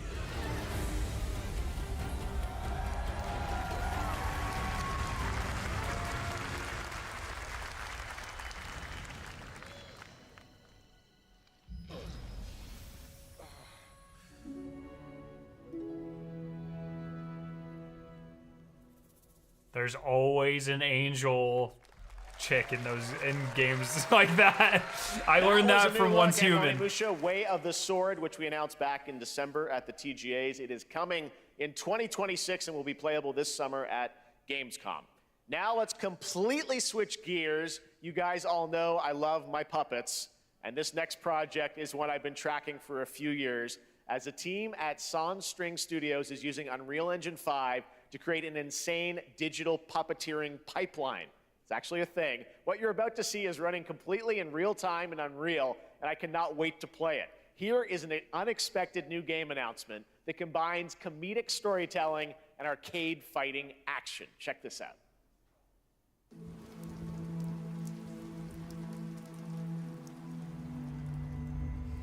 Fuzzy, the tournament of a million punches, you'll get There's no way. killed.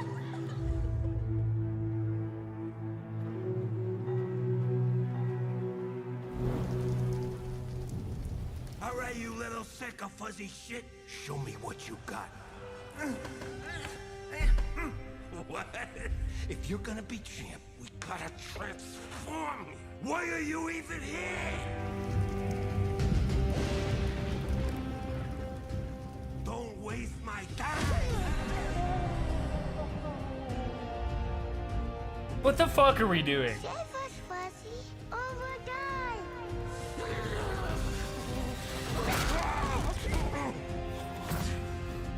Atta boy. Atta boy. That a boy. Crap burnt toast, car blown. This maid ain't gonna beat itself. I've been taking dumps in there all day. Jeff.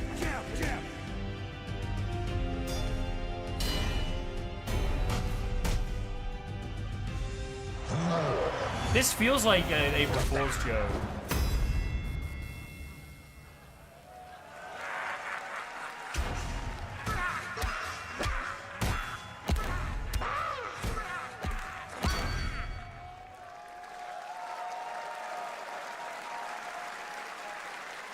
Super fun. Gotta wish list that, right? All right, well, next it's time to see the announcement Wait, of a what? brand new game, In Deception We Trust. Was that real or not? An ancient white castle deep in the mountains, lost to time and legend. Only the chosen find their way here. Gathered from every corner of the earth, divided yet bound. Wolves and lambs. Engaged in a perilous dance of wits, a game where truth is but a shadow. Enough theatrics. I'll get to the point. Killer Inn is a murder mystery action game. The killers I solved the murder. She just fucking did it right there. Kill Oh my god. and a clue will remain. Hair, fingerprints, blood, clothes. The lambs scramble to find clues. Murder One mystery? step closer Literally to fucking unmasking murder the someone? culprits. Who is guilty will eventually come to light. Wolves win by killing every lamb. Lambs win by booting out every wolf. Such simple rules. But there's so much more to this game of murderous mystery. Complete quests to level up. Buy items with the gold you earn. Loot chests. This is for just a weapons and Gmod. armor. Steal items, blow up opponents, poison others, place traps. Discover one of your own is a wolf. Is killing not to your taste? Then you'd better escape the castle. I feel like Now the Among paths Us, to Elden Ring, and victory are Sekiro did You would do well irresponsible to remember, damage defeat to the and gaming deduction are industry your strongest in the weapons same in way this game Destiny of did. life or death. And it's Your just like, invitation fuck. awaits. That was Killer In, a 24-player multiplayer game from Square Enix where you compete in a game of life or death using social deduction skills to win. All right, it's hard to believe this next game was first announced at TGA in 2021. And though it's been a while, their recent tech tests prove that some things are definitely worth the wait. I'm of course talking about Arc Raiders. This is one of the most anticipated games of the year, and we're excited to share a new trailer which will tell you more about the mysteries surrounding the world of Speranza and the long-awaited launch date coming later this year. From Embark Studios, here's the world premiere of the release date trailer for Arc Raiders. Wait, later this year? Dude, they could put it... What if they put it in September? Oh my god! Wait, I'm actually here for the drama, though. I'm so curious. Breathe. Let your body settle into a slower rhythm. Clear your mind of all distractions. Why do they have to make this shit third person, though? You don't have to walk this path alone. Surround yourself with resourceful friends.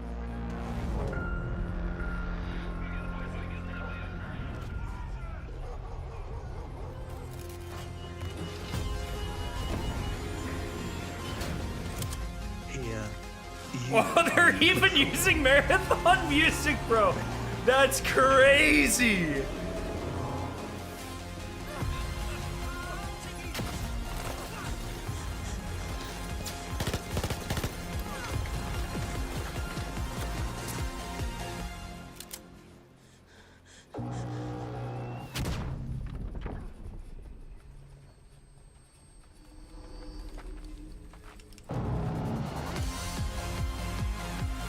Notice how there's no gameplay? That's what I'm saying, dude.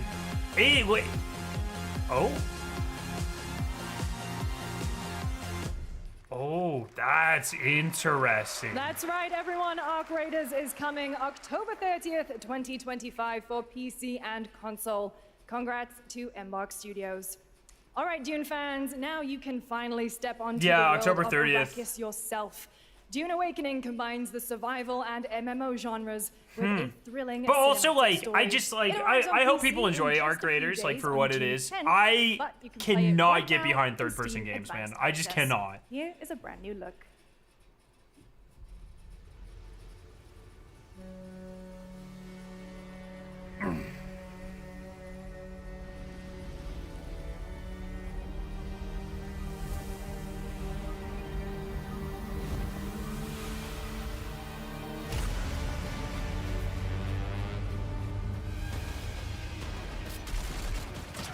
Arc Raiders is not third person.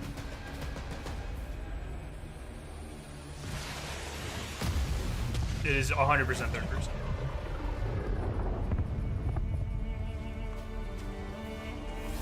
Have I played Bioshock? I fucking love Bioshock.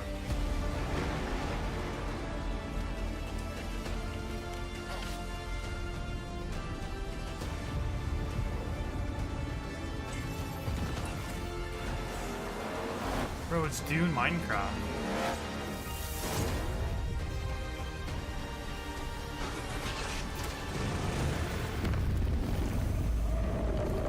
Yeah, fair enough, Eva. But once again, I hope you guys enjoy it. Like, if that's your... Is that Master Chief? What the fuck?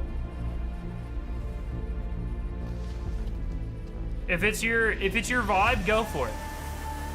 Don't let, I'm not here to stop you, or try to stop you from playing whatever, you know what I mean?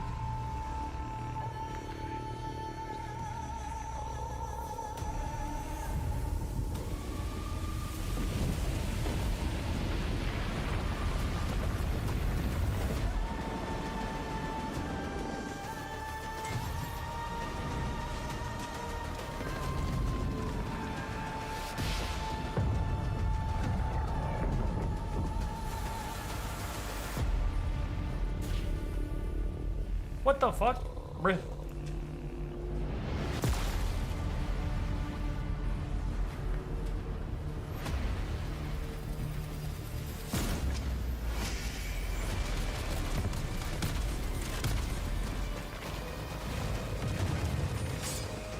classic ass shot.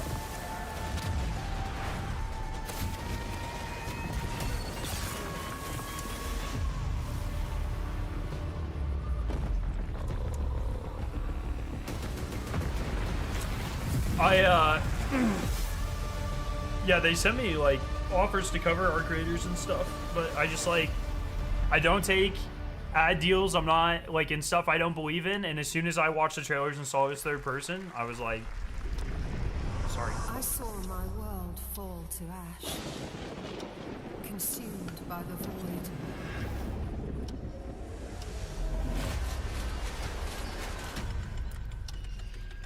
Oh, that's sick. That was a cool trailer shot. That was a really cool. Advance. It was all for naught. I really like that. That's a really cool idea for a trailer.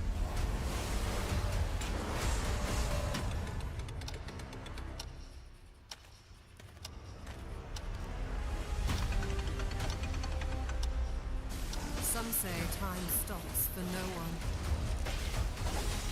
Why do you hate third person? There are certain third person games I do like. Like I think Dead Space is a really good example. But the third person like serves the universe in a really good way in that game. Because it's supposed to feel heavy and slow. Like I think Dead Space is a first person I would still really enjoy, but would probably not capture the same feeling. My problem with third person games is, in my opinion, they always feel incredibly slow and like disconnected. I like feeling very connected with gameplay. I like smooth gameplay and I like fast gameplay. And for the most part, first person serves that a lot better. Every hero's tale begins with a trial. Oh, do we have an anime bet going? The true lead of the story has yet to emerge. Whatever's coming next cannot be easy.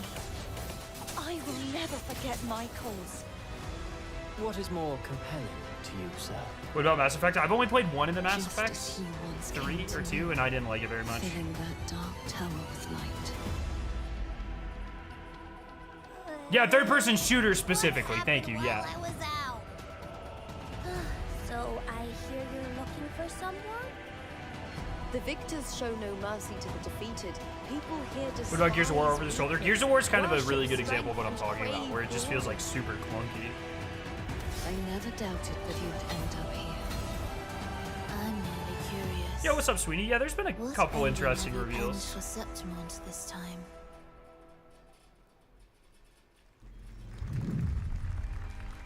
A rat in the vessel. Blueprints 2? No. Such That first shot looks like tiny Blueprints. nuisance. I know all your secrets. Guardians? Hey, at least this one has a cool And don't come design. Like a graphic design.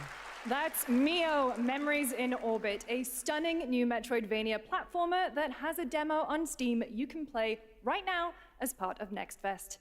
What you're about to see next is a stop-motion co-op platformer where everything has been crafted by hand. It's called Out of Words, and I'm honored to show it to you today.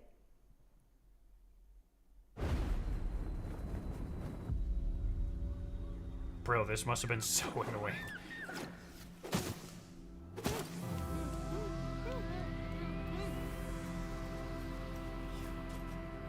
See, stuff like this, I appreciate the artistic vision so much. Like, they're not just doing the same thing for the 100th time. Oh, it's like a split, it's like a, yeah, a co-op game, like Split Fiction or whatever. That's pretty cool. Don't you see? We can't. Come on, follow me.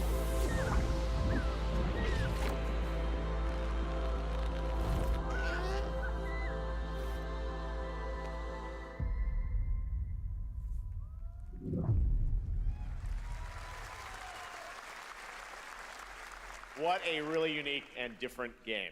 This August signals the release of Mafia: The Old Country, the next entry in the acclaimed Mafia franchise from the team at Hangar 13. It's a gritty mob story set in the brutal underworld of 1900 Sicily. Here is the Summer Game Fest trailer.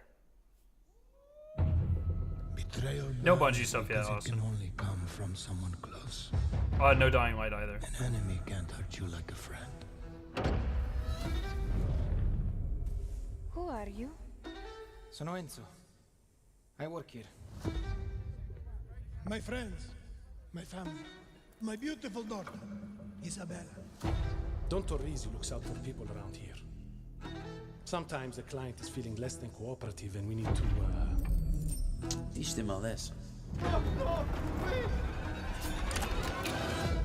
Remind them of their obligations.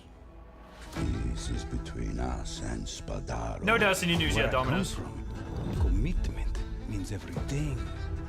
If this is how he wants it, this is how it'll be. The Dons noticed you, Enzo. This is an opportunity. Do you wish to commit to this family? Enzo! We can't let them get away!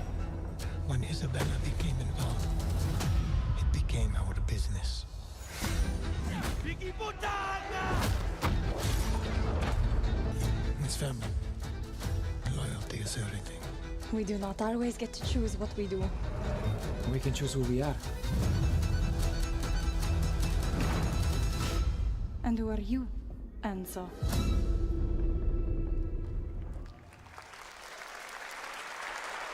And if you thought that guy was a stud, just wait till you see this next game. LEGO Voyagers captures the creative, hands-on spirit of classic LEGO play and will also support a Friends Pass, just like Split Fiction. Here's the first ever look.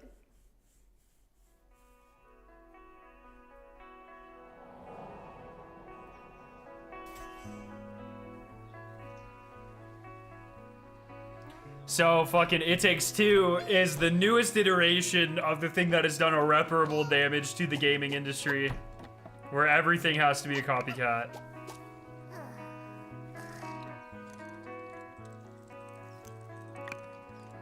Thank you, Melina.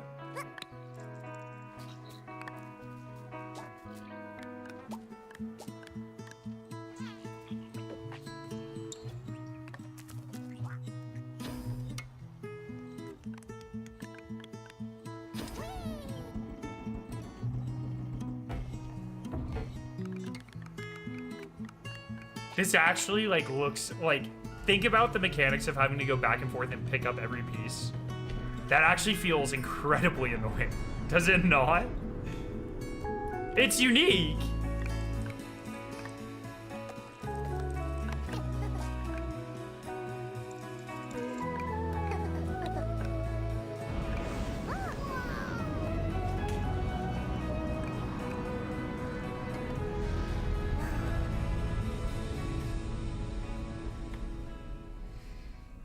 Okay.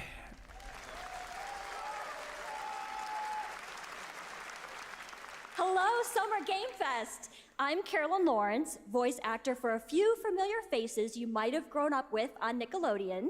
Some with squirrel suits, thank you. Some with science smarts, and some with serious attitude. Nickelodeon has always been about wild worlds and weirder characters.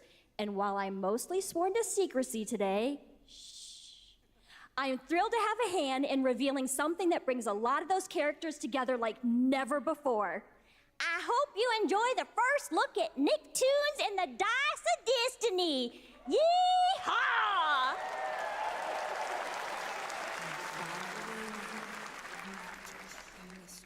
A great evil would emerge. However, a brave and wise and powerful and ridiculously handsome wizard would call upon his magic powers to summon the most ferocious, Nickelodeon's Dungeons and Dragons game? radical team of adventurers the land had ever seen. They alone would be able to...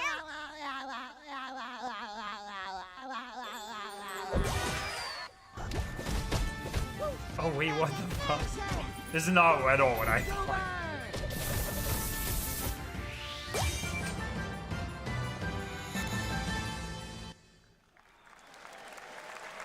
It's been almost 2 years since players first stepped into the role of Geppetto's puppet to save the city of Krat from disease and puppet frenzy in Lies of P. Overture is a DLC expansion to Lies of P that transports players back in time with new characters, environments, and of course, imposing enemies and That was bosses. only 2 years Here's the exclusive new look.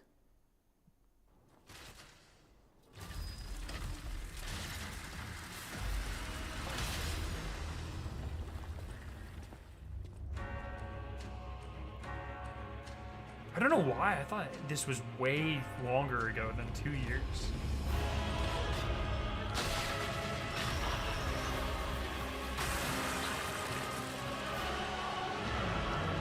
Yo!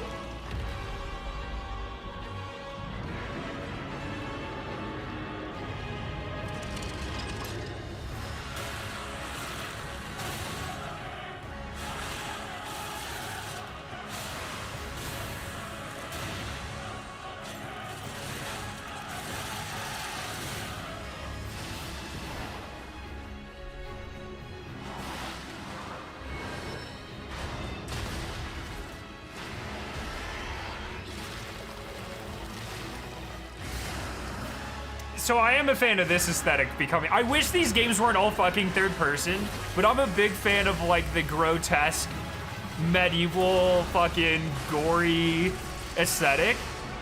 I just need a first person game that does this shit. There's the one at the beginning of this too. And then there's Silent Hill. I just need that first person version of this. Yes, that's right. Overture is available today across all platforms to play, so enjoy it this weekend. All right. Remnant was cool, but it was also third person. Publisher Serenity Forge, based in Boulder, Colorado, shared this game with me a few months back with a DM that said, Doki Doki Literature Club meets Silent Hill. That piqued my interest. I think you might get a kick out of this announcement. What is that? What does that mean?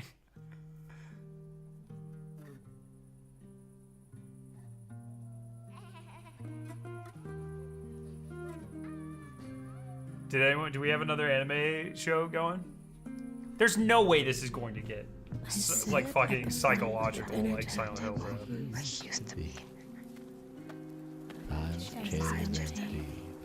Plates full. Plates of food. Plates of tomatoes. Plates of hay. Plates of angels. Plates of her legs. Beautiful. Broken. What was that one game that looked really like the second one just came out. It looks visually like fucking unbelievable, and it's the girl that has the voices in her head. It won all sorts of awards, I think. That's what this is reminding me of. Hellblade, yes.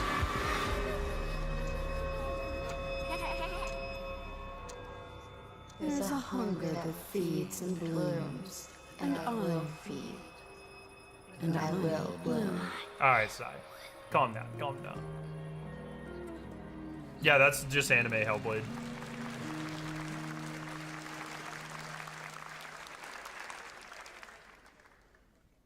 I wouldn't recommend eating those tomatoes. All right, NCSoft is expanding its Blade and Soul universe. That was the first good joke. That was the first good joke, Blade okay? and Soul Neo, just out on Steam, and Blade and Soul Heroes coming soon.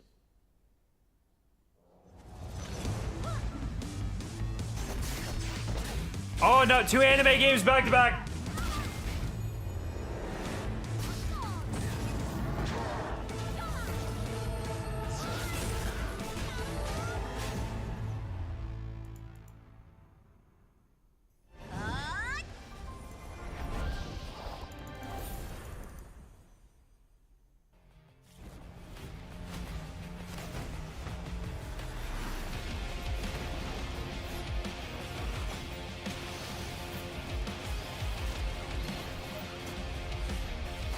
Wait, is this a third anime game? I looked away. Or is this the same one?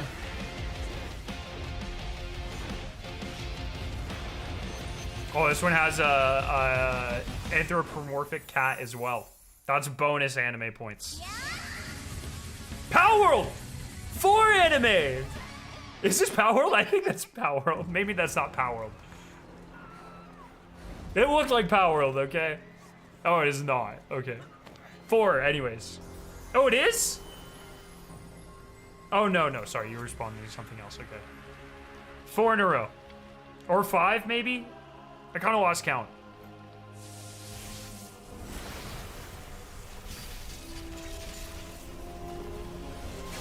I don't know where these are stopping and starting.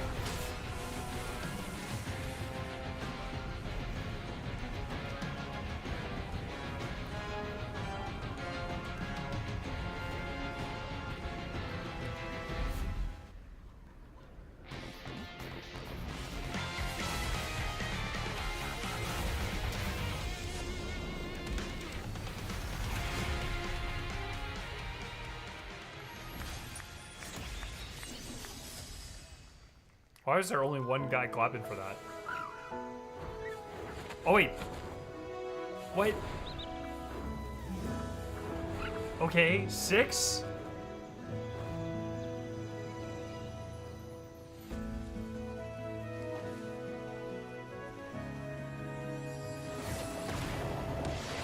They were like, all right, we'll take all the anime games and we'll just put them in this portion of the show.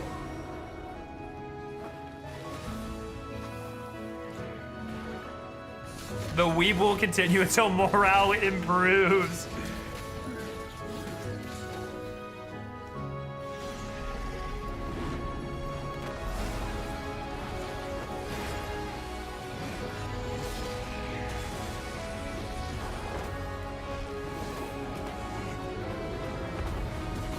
Bro, not the fat naked devil thing.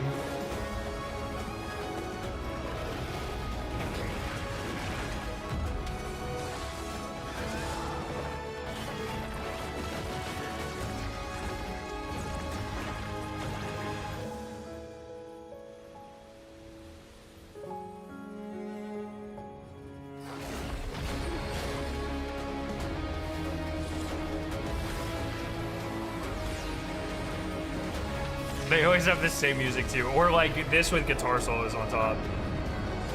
Wait, isn't this... Wasn't that the last one they showed? Wasn't it named that? Oh, not anime, okay. Oh, that one's anime. 5.6 is available today.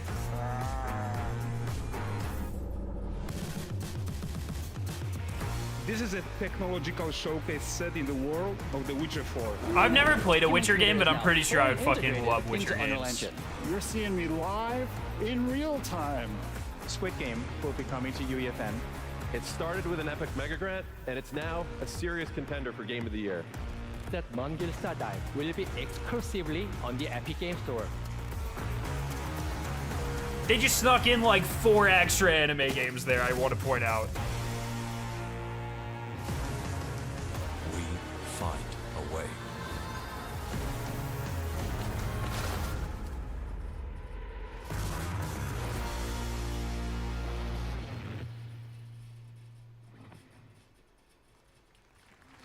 We altered the course of nature, unleashed genetic power across continents. They got a fake Jeff Goldblum? That's not real Jeff Goldblum, right? To nurture what we have set free, to find hope. That's a bad Jeff Goldblum impersonation, I'm pretty sure. Well, to help life find a way. Oh, maybe that is him. I don't know. I don't think it was. It didn't sound like him at the beginning. It did at the end.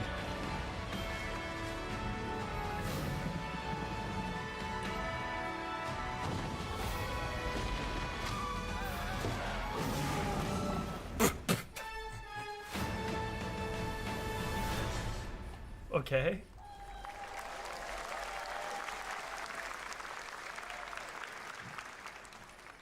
Hi, I'm Celia from Yacht Club Games.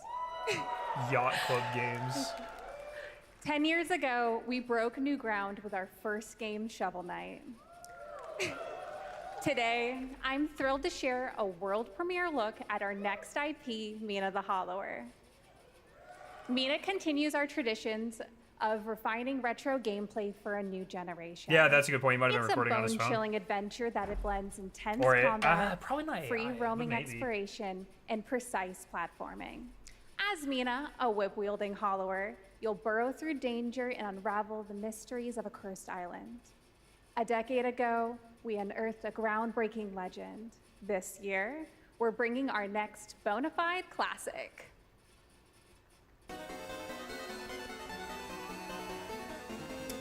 When I hear Yacht Club Games, this is not at all what I thought.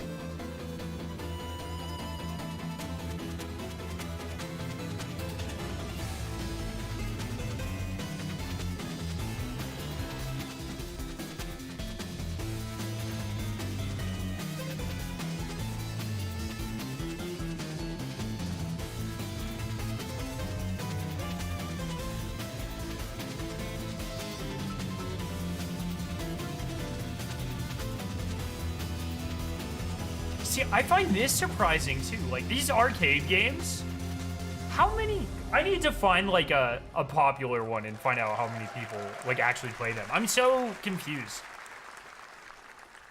I'm glad people like them though. It's just I just never would have Our guessed. next game comes from a well-known developer that has done.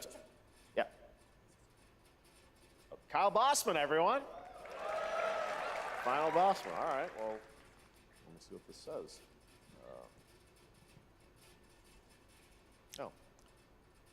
Hey, Jeffy. If you're reading this, it means 3 things. Number 1, you're killing it at the fest with your oodles of totally natural charisma. Debatable. B, I'm at your house playing long darts with the fam. And 3, you're gonna do me a solid and skip that Silk Song trailer so you can pimp my revolutionary VR gaming venture that will shock the industry probably. A wet one on the lips, comma, wait. Wait. All right, let's take a look. Ooh, Red Band trailer. Hell yeah. Handcrafted with cuddles by the Merc with a MetaQuest. Kick back and bask in the glory of gaming's VR. first quintuple A tropical farming sim experience. Oh, hi, new friend. Oh, yeah! Escape the turd burger of late-stage capitalism and enter a world of VR magic and wonder. Why's it gotta be VR, bro? You'll care for exotic pets, the elderly, and this fucking thing with hip-hop Satan. Oh, hi, don't worry, he's a fascist. He deserves this big time. This guy's a total dick. What the hell? Who designed this shit? I wiped my ass on this first. You're welcome. Who got the lobotomy with fries? All your dreams of being inside me come true in VR. Spider-Man gets Insomniac, and I get this shit? I'm craving Korean barbecue. That's pretty good. Whoa. Spider-Man gets Insomniac and I get this shit. That's a pretty good line, actually. With Neil Patrick Harris as Deadpool. All right. Last year at Gamescom, we announced Dying Light: The Beast, the culmination of a decade whoever of was asking about Techland's Dying Light. experience building survival horror games. Kyle Crane is back as the player character in this title that blends open world and action survival horror. Let's take a look at the latest trailer with some big news, the release date.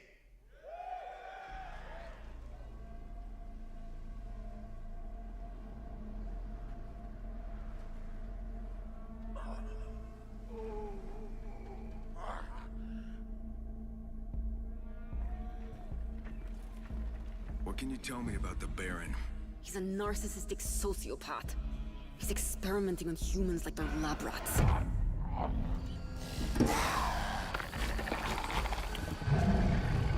God only knows what the Baron's planning to do with those monsters.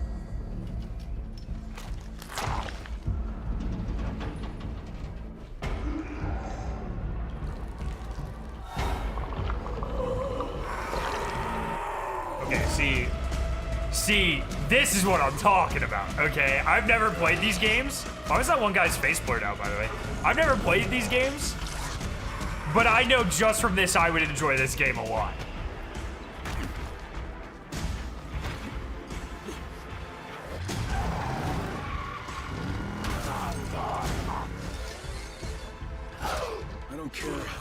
his walls are, or how big his army is. That fucker will pay for what he did to me. All the years he took from me, all the agony he put me through. You want revenge? Damn right I do!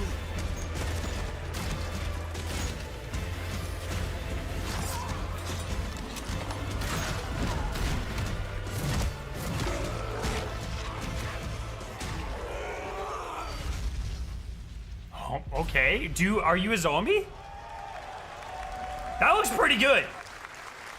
Also, for a great FPS thing, you'd probably like the Metro games. I think people told me that before. F is an old chemical factory south of the city.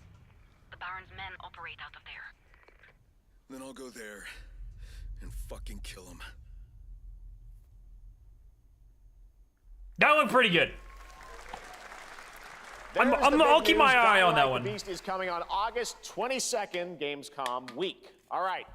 This next game draws inspiration from classic coming-of-age films to capture the highs and lows of adolescence, the bonds of friendship, and the nostalgia of growing up.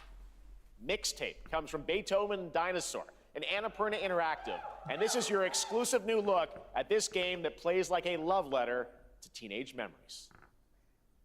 What are we doing? Bro, not Stranger Things, the game. Hanging out, getting buzzed. I've got to get out of this place.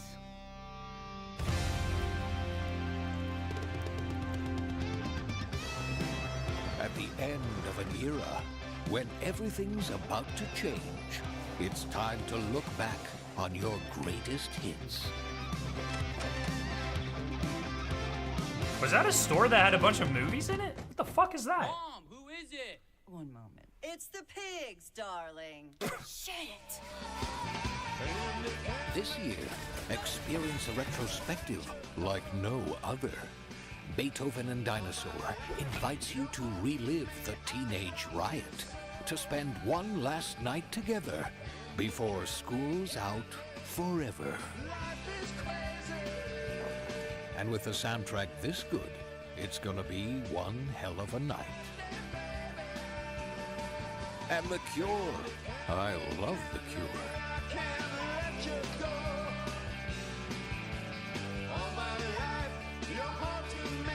Experience it for yourself. Mixtape. Nothing but the hits. Thought you were oldest. Oh, I'm 27. I've been to video stores before. That was a joke. Trust you have seen it. A beautiful Oh, anime game! Add it to the list! where harmony reigns. Oh! Fishman! Struggle. Fishman's bonus points on the bingo card. Fleeting moment. Your destinies are sealed. Destiny! There is no escaping. Next time we gotta add Destiny tallies. We gotta add Weeb tallies. We gotta add Fishman tallies. On your guard. This is gorgeous. Take this. And just getting started. Let's put it I saw you in the interview with Bungie and Kagas. That's all you. I'm 6'2". Most Destiny creators are just tiny. Fallout's maybe 5'7". Savor each moment. Now, get ready. Mac is maybe 5'4". Are you with me? We will live on in this world. No matter what hardships await. We fight for a future. Bog's huge though. Bog and CB Gray are taller than me. CB and I are, I think, about the same height, but he's massive, dude. You would never guess it. CB could kill someone. Guardians of the sacred tree. How tall's Cactus? Cactus probably 5. A beautiful game. That was the 5'10"? global announcement of Toa, I think. a new roguelike from Bandai Namco and developer Brownies, a game drawing from classic Japanese art with a whimsical spin on Eastern mysticism. Next, we want to introduce you to a game made by a first-time solo developer in Bandung, Indonesia. With the help of 9 of his friends, he's built an intense action beat-em-up with brutal hand-to-hand combat set in his hometown. This is Acts of Blood.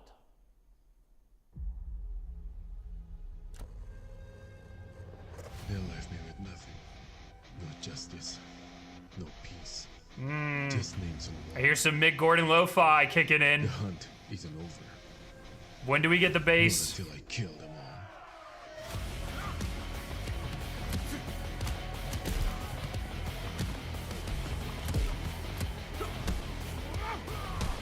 Now the synths.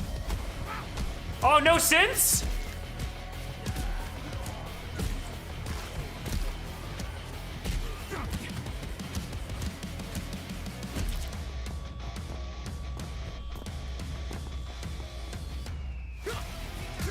There they are.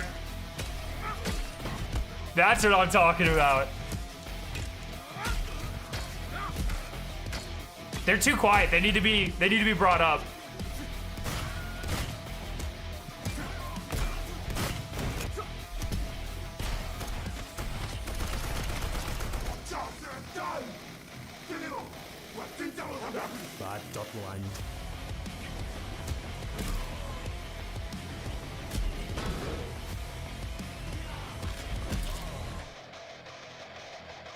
Bro, Joe's lying about my height, and I know this because Joe had to get a fucking stool to step on to talk to me.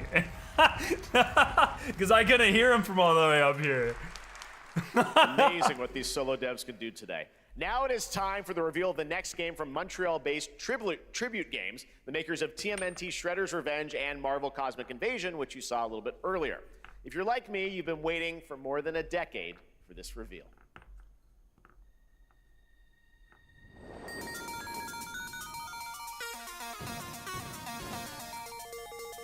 Marathon?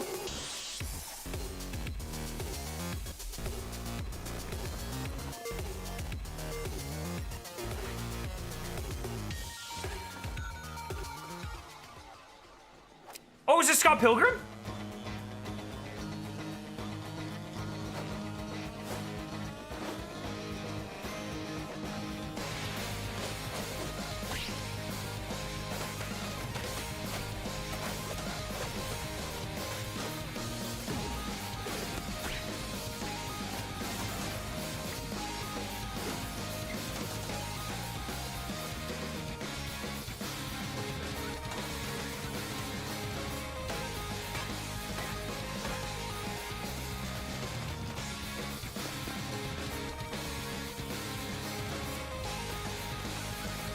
This is a pretty fun soundtrack.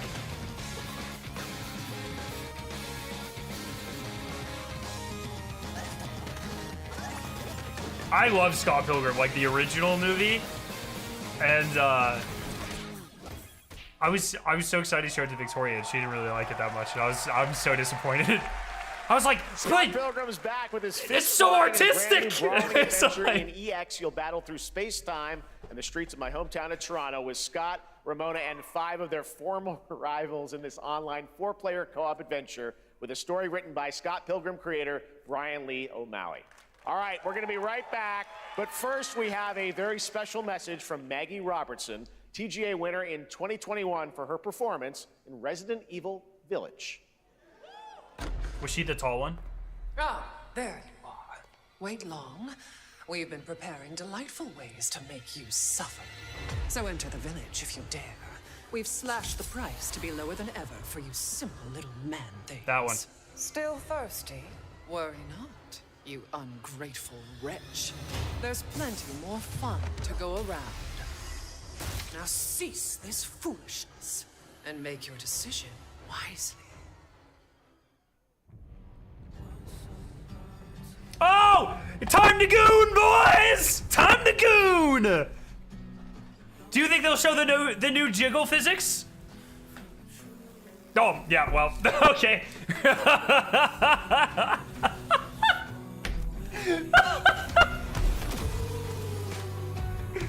They make it too easy, bro. They make it too fucking easy.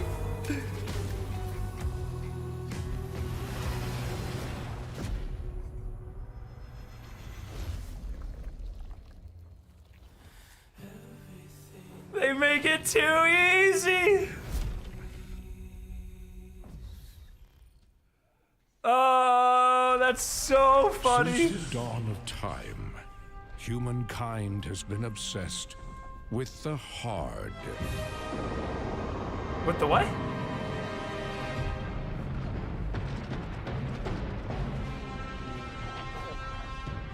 Now, a glorious morning has dawned. On something that's simply harder.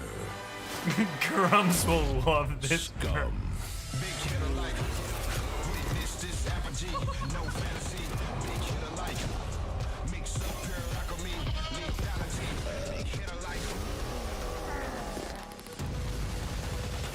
Are you sure? Can you?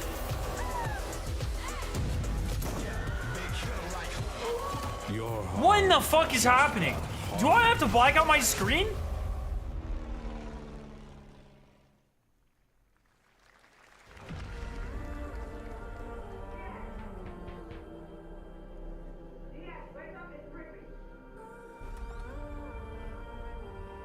What are you doing here? Come with me.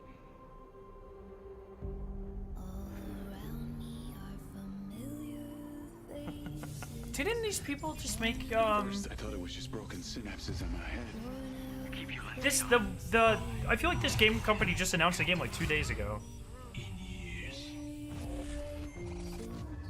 I've been seeing things.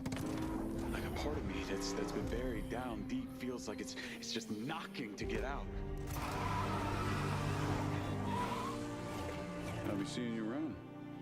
Charlie, What do you mean this fake game? What does that mean? Maybe this is the real me. Diaz, you were a good soldier.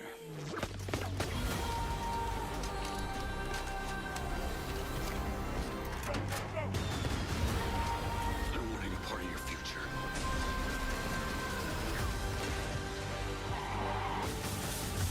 It's activating.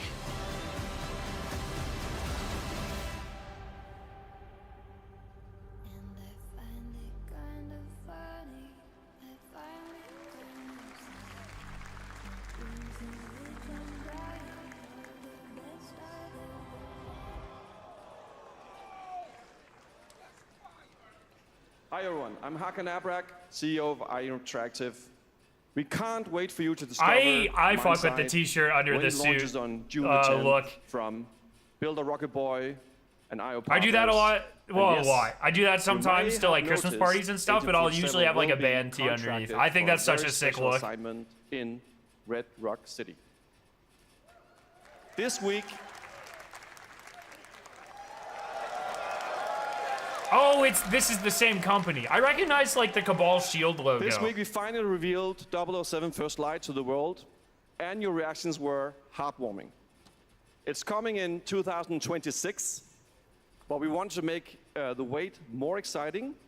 We are bringing someone into Hitman, the World of Assassination, who is very dear to the Bond universe. Let's take a look.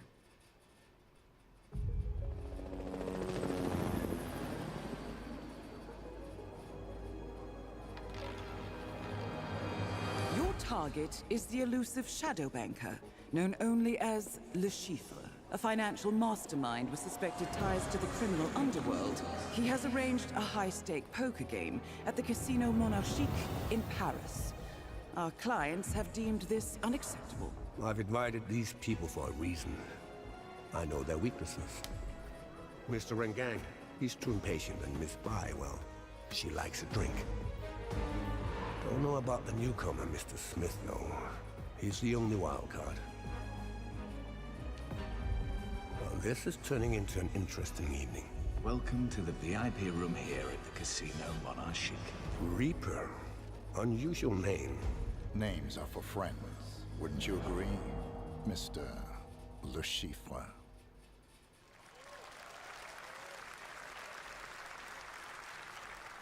There you have it. Hitman and 007 are coming together in a very unexpected way. We know our players waited a long time for 007 First Light. It's just around the corner, coming out next year. However, Hitman is live right now. So I thought, why wait? And I asked a fellow Danish friend to join me here. As a matter of fact, he is here with us today. That's right, everyone at Summer Game Fest, please welcome the great Mads Mikkelsen. Wow. How much is he being paid for this? see you, Mads. Thank you for joining us, and thanks for coming to Summer Game Fest. Mads, you are Cliff, but you're also Agent 47's next target as Le Chiffre, the villain we know from Casino Royale. Yep, that's it. And you know, this is, I've always had a deep love for this character. It's a role that means a lot to me because of a lot of reasons. So when Haggard gave me the chance to step into the shoes of Le Chiffre once again, I did not hesitate for 1 second. But this time is a little different. He's more confident. He's dangerous. He's not just a brilliant mind hiding behind a desk. He is visceral, unpredictable, and ruthless. And let's just say this time he doesn't outsource the violence anymore.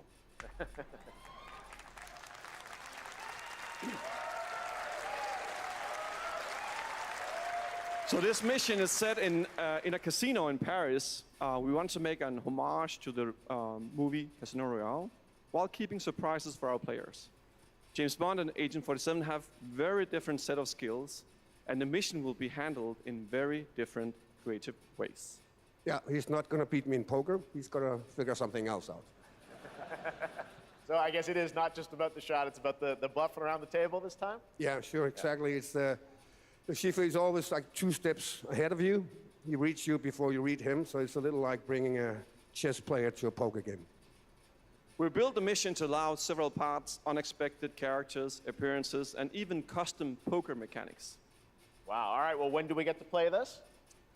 That's the best part. We wanted to surprise you, so the team is updating the game as we speak. Le Chiffre, Elusive Target mission starts today in a few hours. For only 30 days, and if you play it, you'll unlock a unique reward in 007 First Light. Amazing. All right. Well, Hakan, Mods, thanks for joining us for Summer Game Fest. Appreciate it, guys. Thanks for having me. so much. Thank you. Great to see you. Great stuff. All right, now here's the announcement of a new party game coming later this year that will delight LEGO fans, made with over 1 million LEGO bricks, 300 minifigures, and over 700 trillion minifigure combinations. It's Saturday night somewhere, so make some noise for LEGO Party! Get ready! Bro, they ripped off Mario Party. We're minifigures, Dad. We don't have nails. Bro, they ripped off Mario Party! Like the most golden bricks. Oh my god! I was joking! Or hindered by evil monsters. Or lightly toasted by a I was joking! They literally did! No! Our amazing mini-games, Dad. We've got more of them than you can count. Can you just do this? It's actually more like 60. Whoa, that's a lot! With surprises around every corner, anything can happen. Anything? Anything. Anything? Yes, anything. Okay, but certainly not a giant crab, a mythical king cobra, or Master Wu smashing a crate.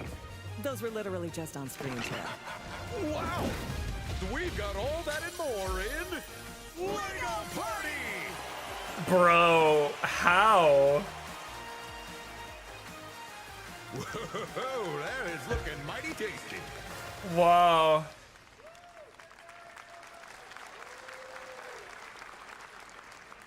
All right, next, a new look at a new team shooter from Dreamhaven and Moonshot Games. 20 players across 5 ships venture into the most treacherous region of space, hoping names to get their don't hands sound on familiar, the but artifact. I don't.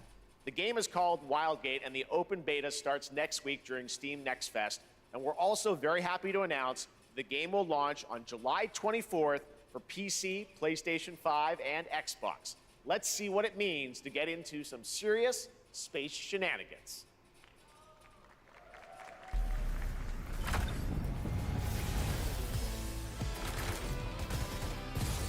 Danger.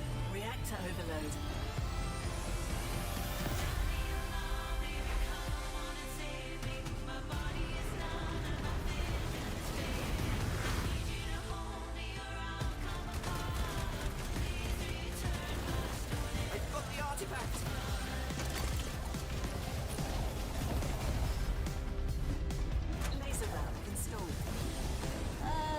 Yeah, Space Sea of Thieves. It kind of looks like visually like if Concord had like a art pass on it. But you see, like, they have very similar influences, it looks like.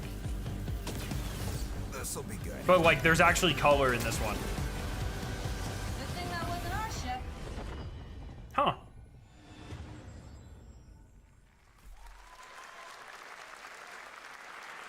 I'm proud to reveal to you the next game from Toronto-based Drinkbox Studios, the team behind the Guacamelee series and Nobody Saves the World. They're making a full 3D game that can be played alone or with a friend in co-op. You can find out more during Day of the Devs right after the show, but for now, here is the global reveal of Blighted. Looking over this decaying world, one can only wonder, how did it all come to this? It began with the ancient rituals, the dead buried with a seed from the trees of memory. Those who ate of the fruit saw the lives they lived and passed their knowledge to future generations until Sorcisto, in his lust for power, consumed the brains of the living, spreading this blight. You harbor it too, I see. Oh, this is a cool looking art style. I like that a lot. The like cell shadedness. I think a lot of these types of like top-down games are really hard to read, at least for me. And that the cell shading, I think, adds a lot of really cool depth there. I think that's a cool twist on it. You fall. Pray the vultures consume you before the blight does.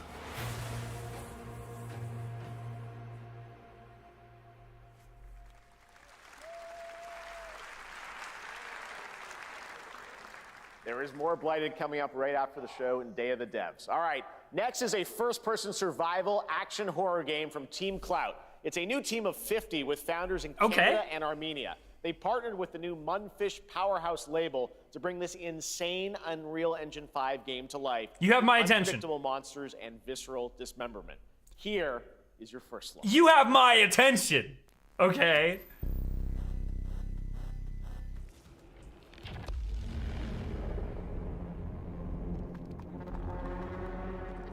Oh, yes. Oh, naked zombie things. Oh, okay, they don't have dicks. We're good. I was worried there for a second.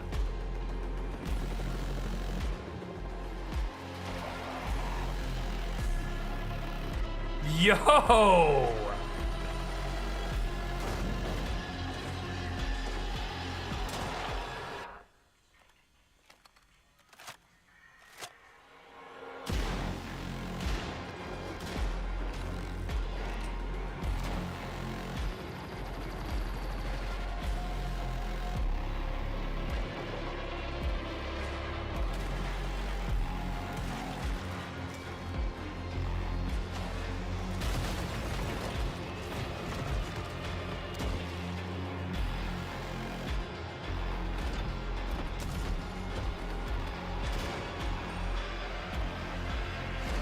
This looks really good.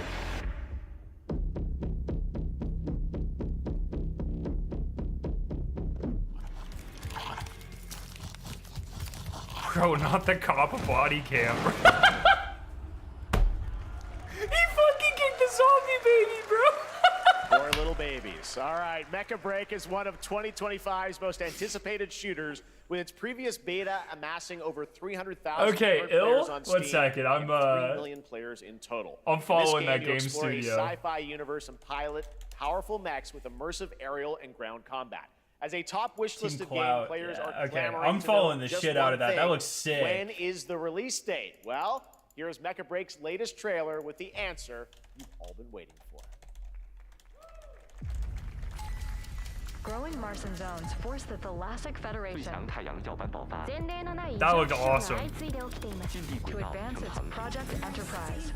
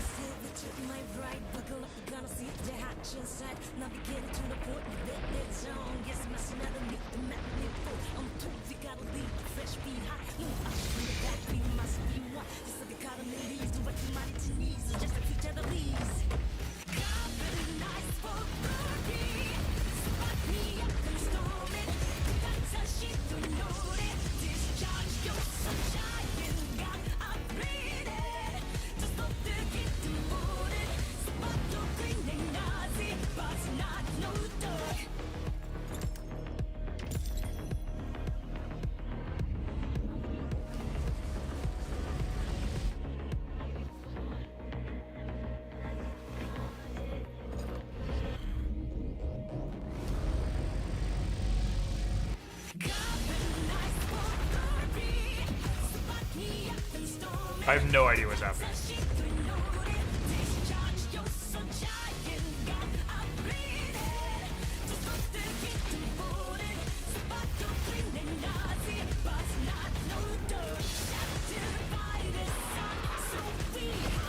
I think these shows are usually like 2 hours or so.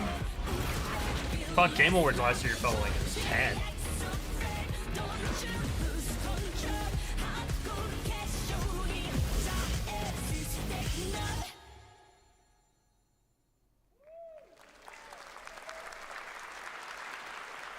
In this next title, small-scale players traverse the oversized world around them, filled with local wildlife and hostile machines. Built by a small 8-person studio, this is... It's crazy how many small it feels like every studio is either like 10 people or a billion people nowadays.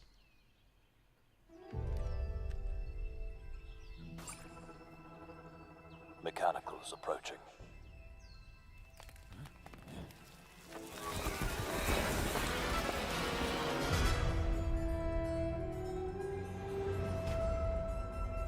We must now face a stark reality.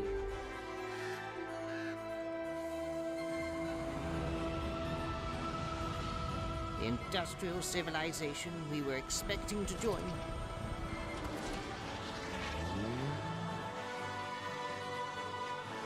is no more.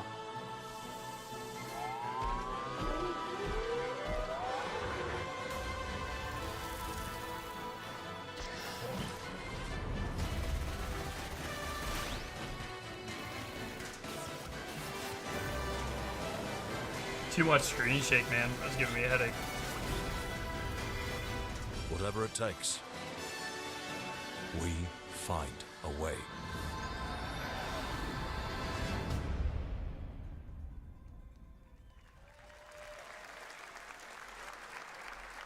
"2026 marks the 30th anniversary of a legendary video game franchise that I think we all know very well. Please check this out.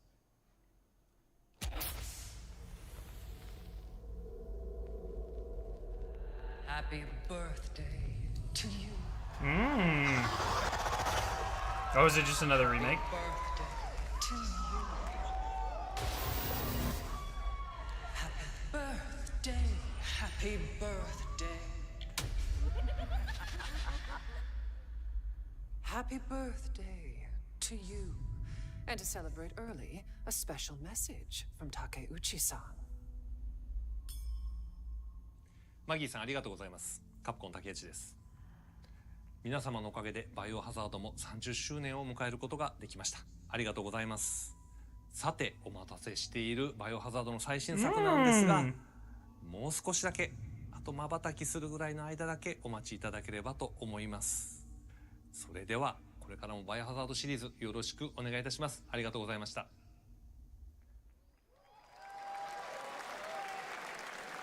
I need a glass of wine too. All right.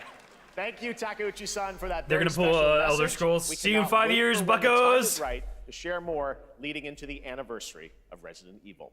Now it is time for the next big update for a beloved franchise.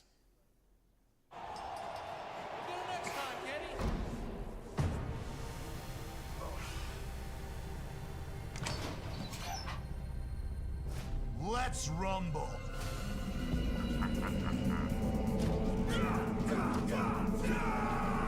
Alice. All right.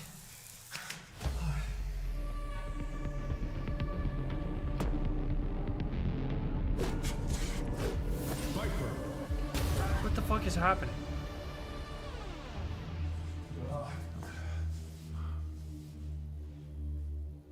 Blue. Ingrid.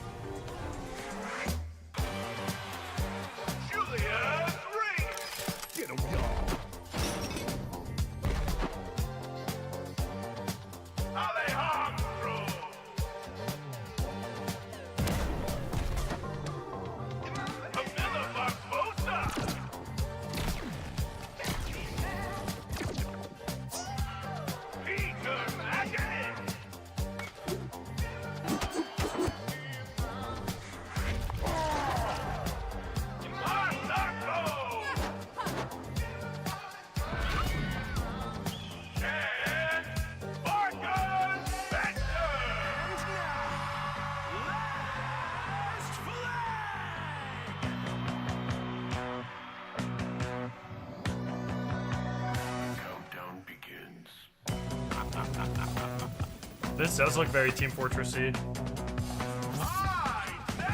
Wait, is this an extraction shooter? I don't think so. I think this is a team battle game.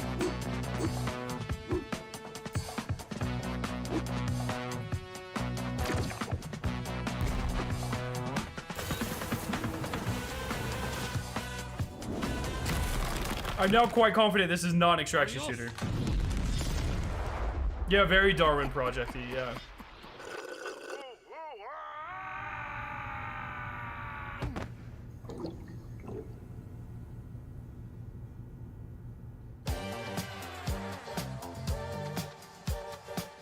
Wish list now.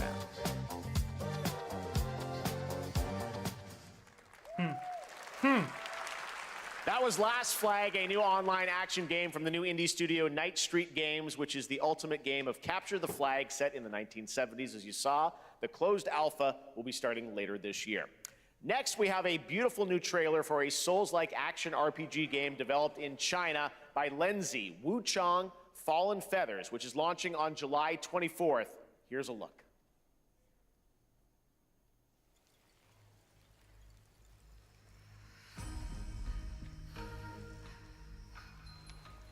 Is this bloodshed really what you wanted?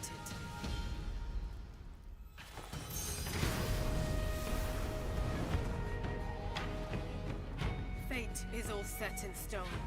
You can't change how it ends.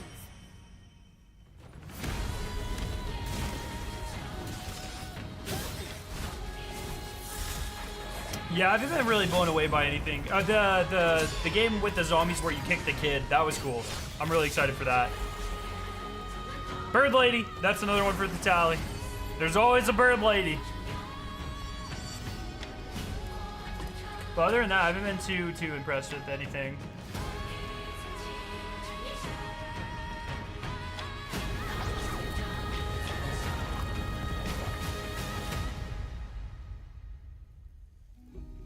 What will it take to finally awaken you?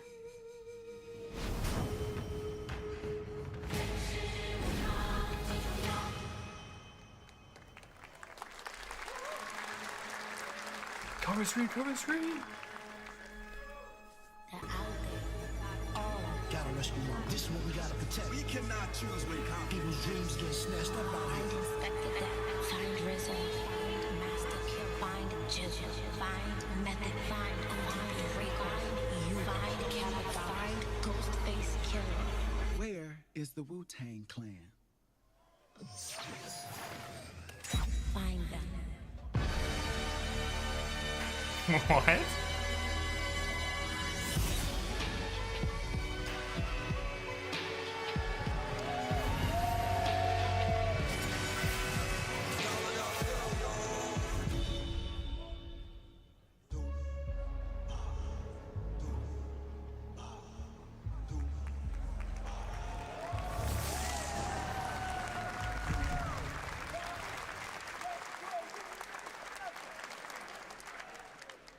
Ghostface Killer is calling on you to rescue his Wu brothers. Wu-Tang Rise of the Receiver is a new co-op action RPG with anime-style fighting, and it's the debut title from the 53-member Brass Lion Entertainment.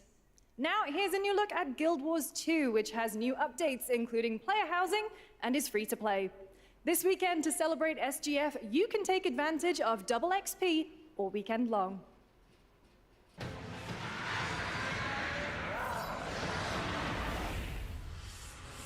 My calling takes me far from home, where shared struggles form fast bonds. My greatest advantage? Adaptability. Their greatest weakness? Me. It's a good line. My story. My story is yours.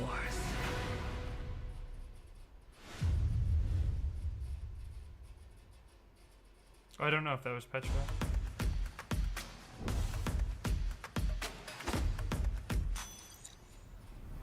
That report was not real, Hutch.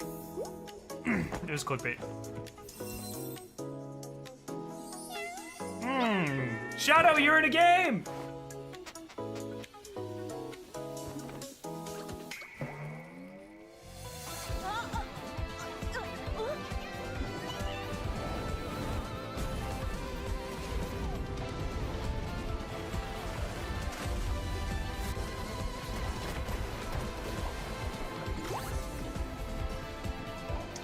What's the anime tally up to? 9? 10? That cat's cute as fuck, though. +1 for the black cat. Oh my god, wait, there's 2 more?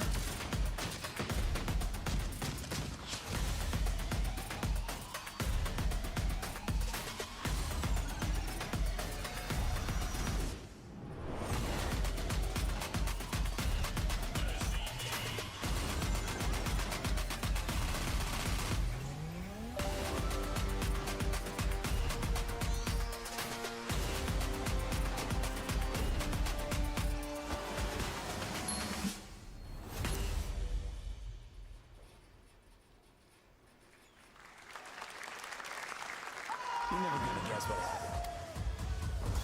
I took a bullet, I died, I came back. Here we go. And I met Johnny Silverhand. Chip. Long story.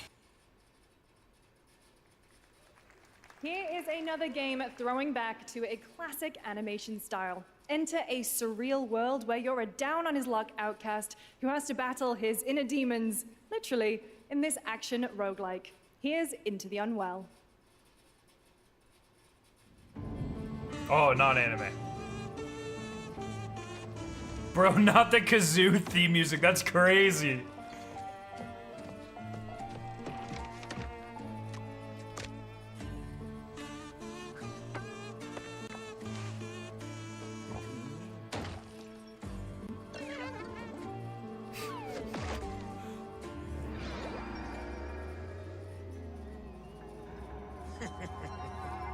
Another relapse, huh? Get well soon.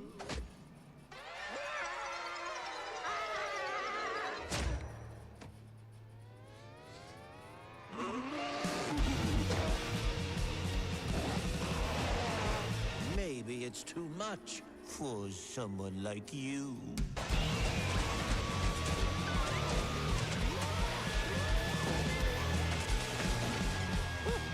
Delusional. It won't always be so easy. Huh.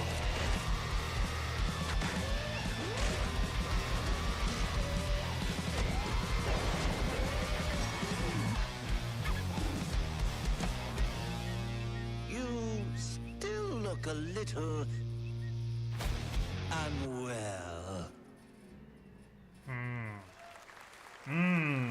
Interesting. Hey guys, I'm Ian Prue, the co-founder of 1047 Games. When we started Splitgate in our dorm room, we just wanted to make a game we could play with our friends. And 20 million of you played with us. Now, with the help from our amazing community, we've built Splitgate 2. Why? Because I grew up playing Halo. And I'm tired of playing the same Call of Duty every year. And I wish we could have Titanfall 3. With Splitgate 2, we asked ourselves, how would we take portals to the next level? What if you could portal to entirely different worlds? So we combined the action, movement, and gunplay of arena shooters with the scale and intensity of something much bigger. Splitgate Battle Royale launches free right now. Battle and Royale? it's Wait, fucking what? Awesome.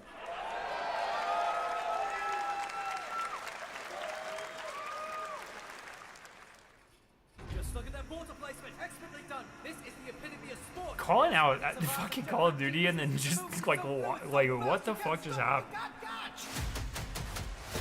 And he complete the comeback he's going to try. He shoots. He gets the kill. Now that's how you portal. They're not done yet. They got one. They got another. They're going to do it. They're going to do it. Oh my God! They did it. They actually did it. And you're standing on the edge, face up, 'cause you're a natural. Fucking Imagine Dragons is crazy, bro.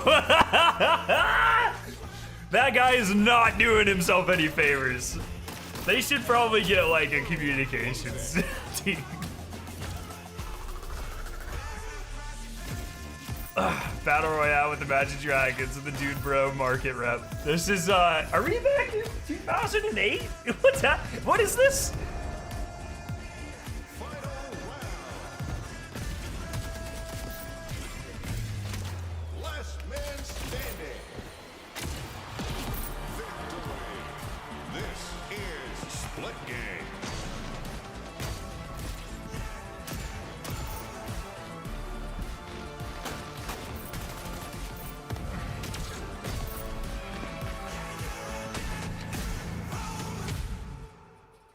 Well, I think a couple hundred people will enjoy that for a couple weeks. Now we are honored to showcase the latest project from the talented minds at RGG Studio in Japan.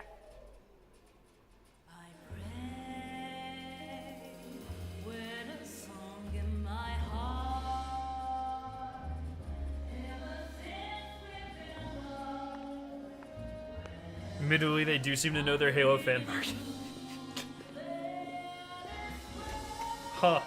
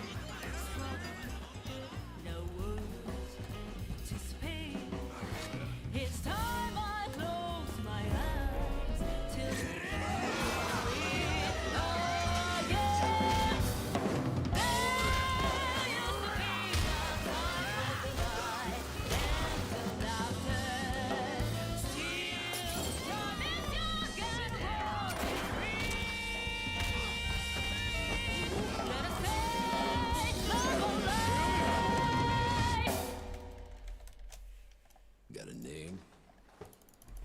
Mako. Daito. Daito. A Jap then, huh? Don't I look like one?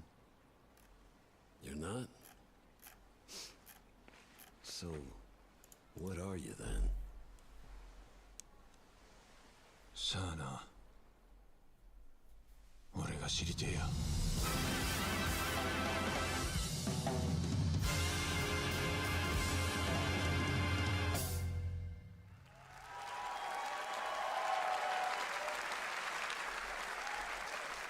You saw it at TGA last year as Project Century set in 1915, and now the full name has been revealed. Stranger Than Heaven, the brand new title from RGG Studio. This time it's now 1943. You come to watch the video game Knowing reveals, RGG, Kitty? I'm sure more surprises are surely on their way.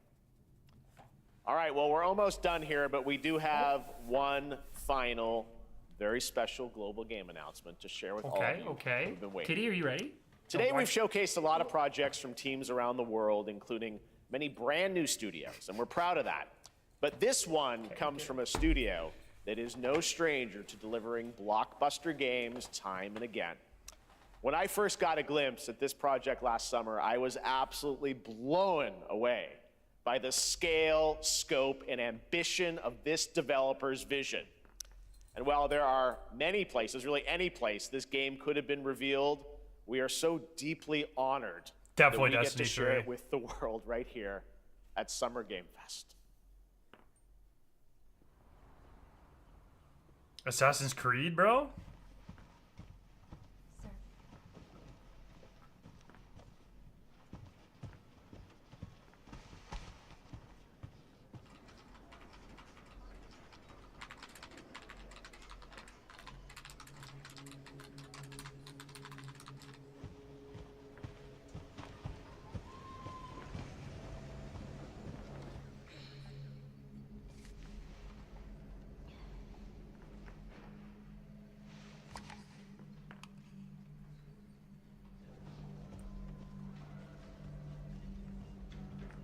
Grace. Grace. Grace Ashcroft. Yes? My office. Oh, It looks like it could, like, it looks like a Remedy game. Does anyone else have any other predictions? Doesn't this look like a Remedy game? if this is about the report you asked for No, yesterday, they already said they're not showing it'll Resident be ready Evil. in 3. No, 2 days tops. Put a hold on that for now. Kitty, come here. We found another body. What are you doing? One that exhibits the same pathology as the others we've been investigating. Yeah. Now, I need a good technical analyst on this. Pay attention, Kitty. Pay attention. Okay. Pay attention. I need your eyes on the crime scene. Your eye specifically on the crime Remedy scene? Hotel. She has powers. It's a Remedy game. I know. That's where your mother was murdered. Alyssa died 8 Brother. years ago. Perhaps it's time for you to face the past. It's a Alondra Wake. Grace.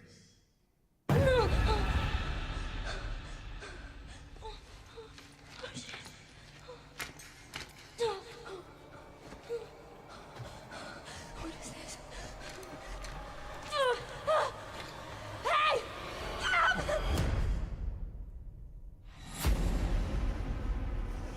Stay close.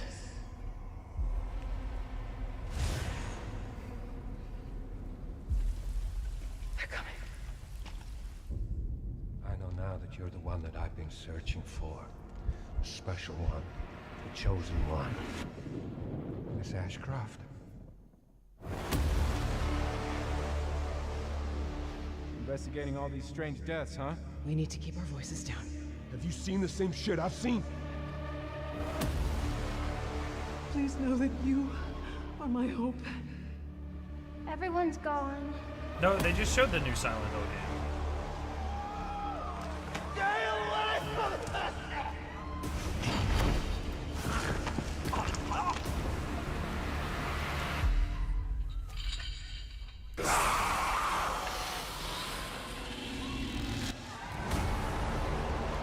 Wait, didn't they... Am I fucking stupid? Didn't they just say they weren't gonna show it?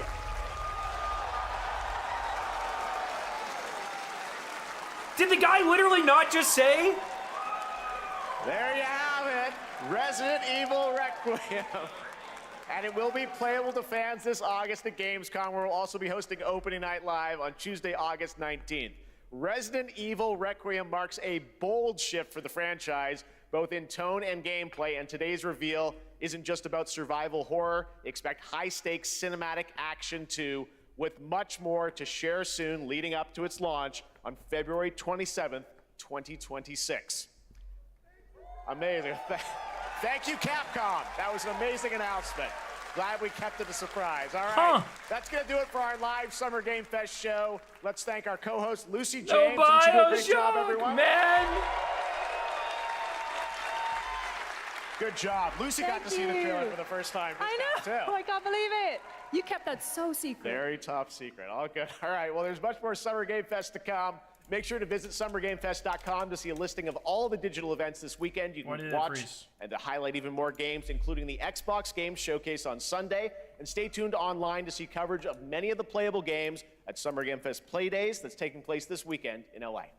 And make sure to stay tuned for Day of the Devs, which is coming up next with additional new reveals from incredible independent studios around the world and deeper looks at some of the independent games we showcased today. Thanks so much, everyone. Awesome, and thanks to you, Lucy. Great job co-hosting. All right, that's going to do it for Summer Game Fest. We will see you at Gamescom on August 19th. Thanks, everybody. That's the next Copium stream. August 19th, my friends. The next Copium stream.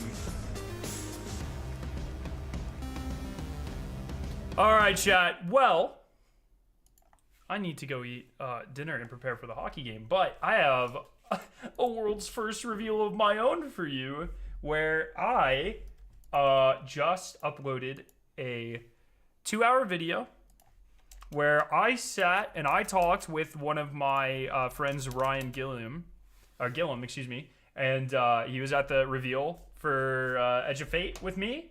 And here's us. We recorded this like the day after we got back, talking about the best and the things that we really like and the things that we don't like. Very in-depth discussion, pretty unique conversation, I think, compared to what else I've seen. So pretty cool. Yeah, I'm gonna go hop over to that video and bookmark it or whatever. It's quite long, I know, but hopefully you'll, enjoy it in a commute or something. But yeah, everyone, thanks for hanging out. Probably a bounty prep stream this weekend or a weapon farming. I need to get an unvoiced so badly. So probably a weapon farming stream. But yeah, this was fun. thanks for fun out, or fun out. Thanks for a fun time. Yeah,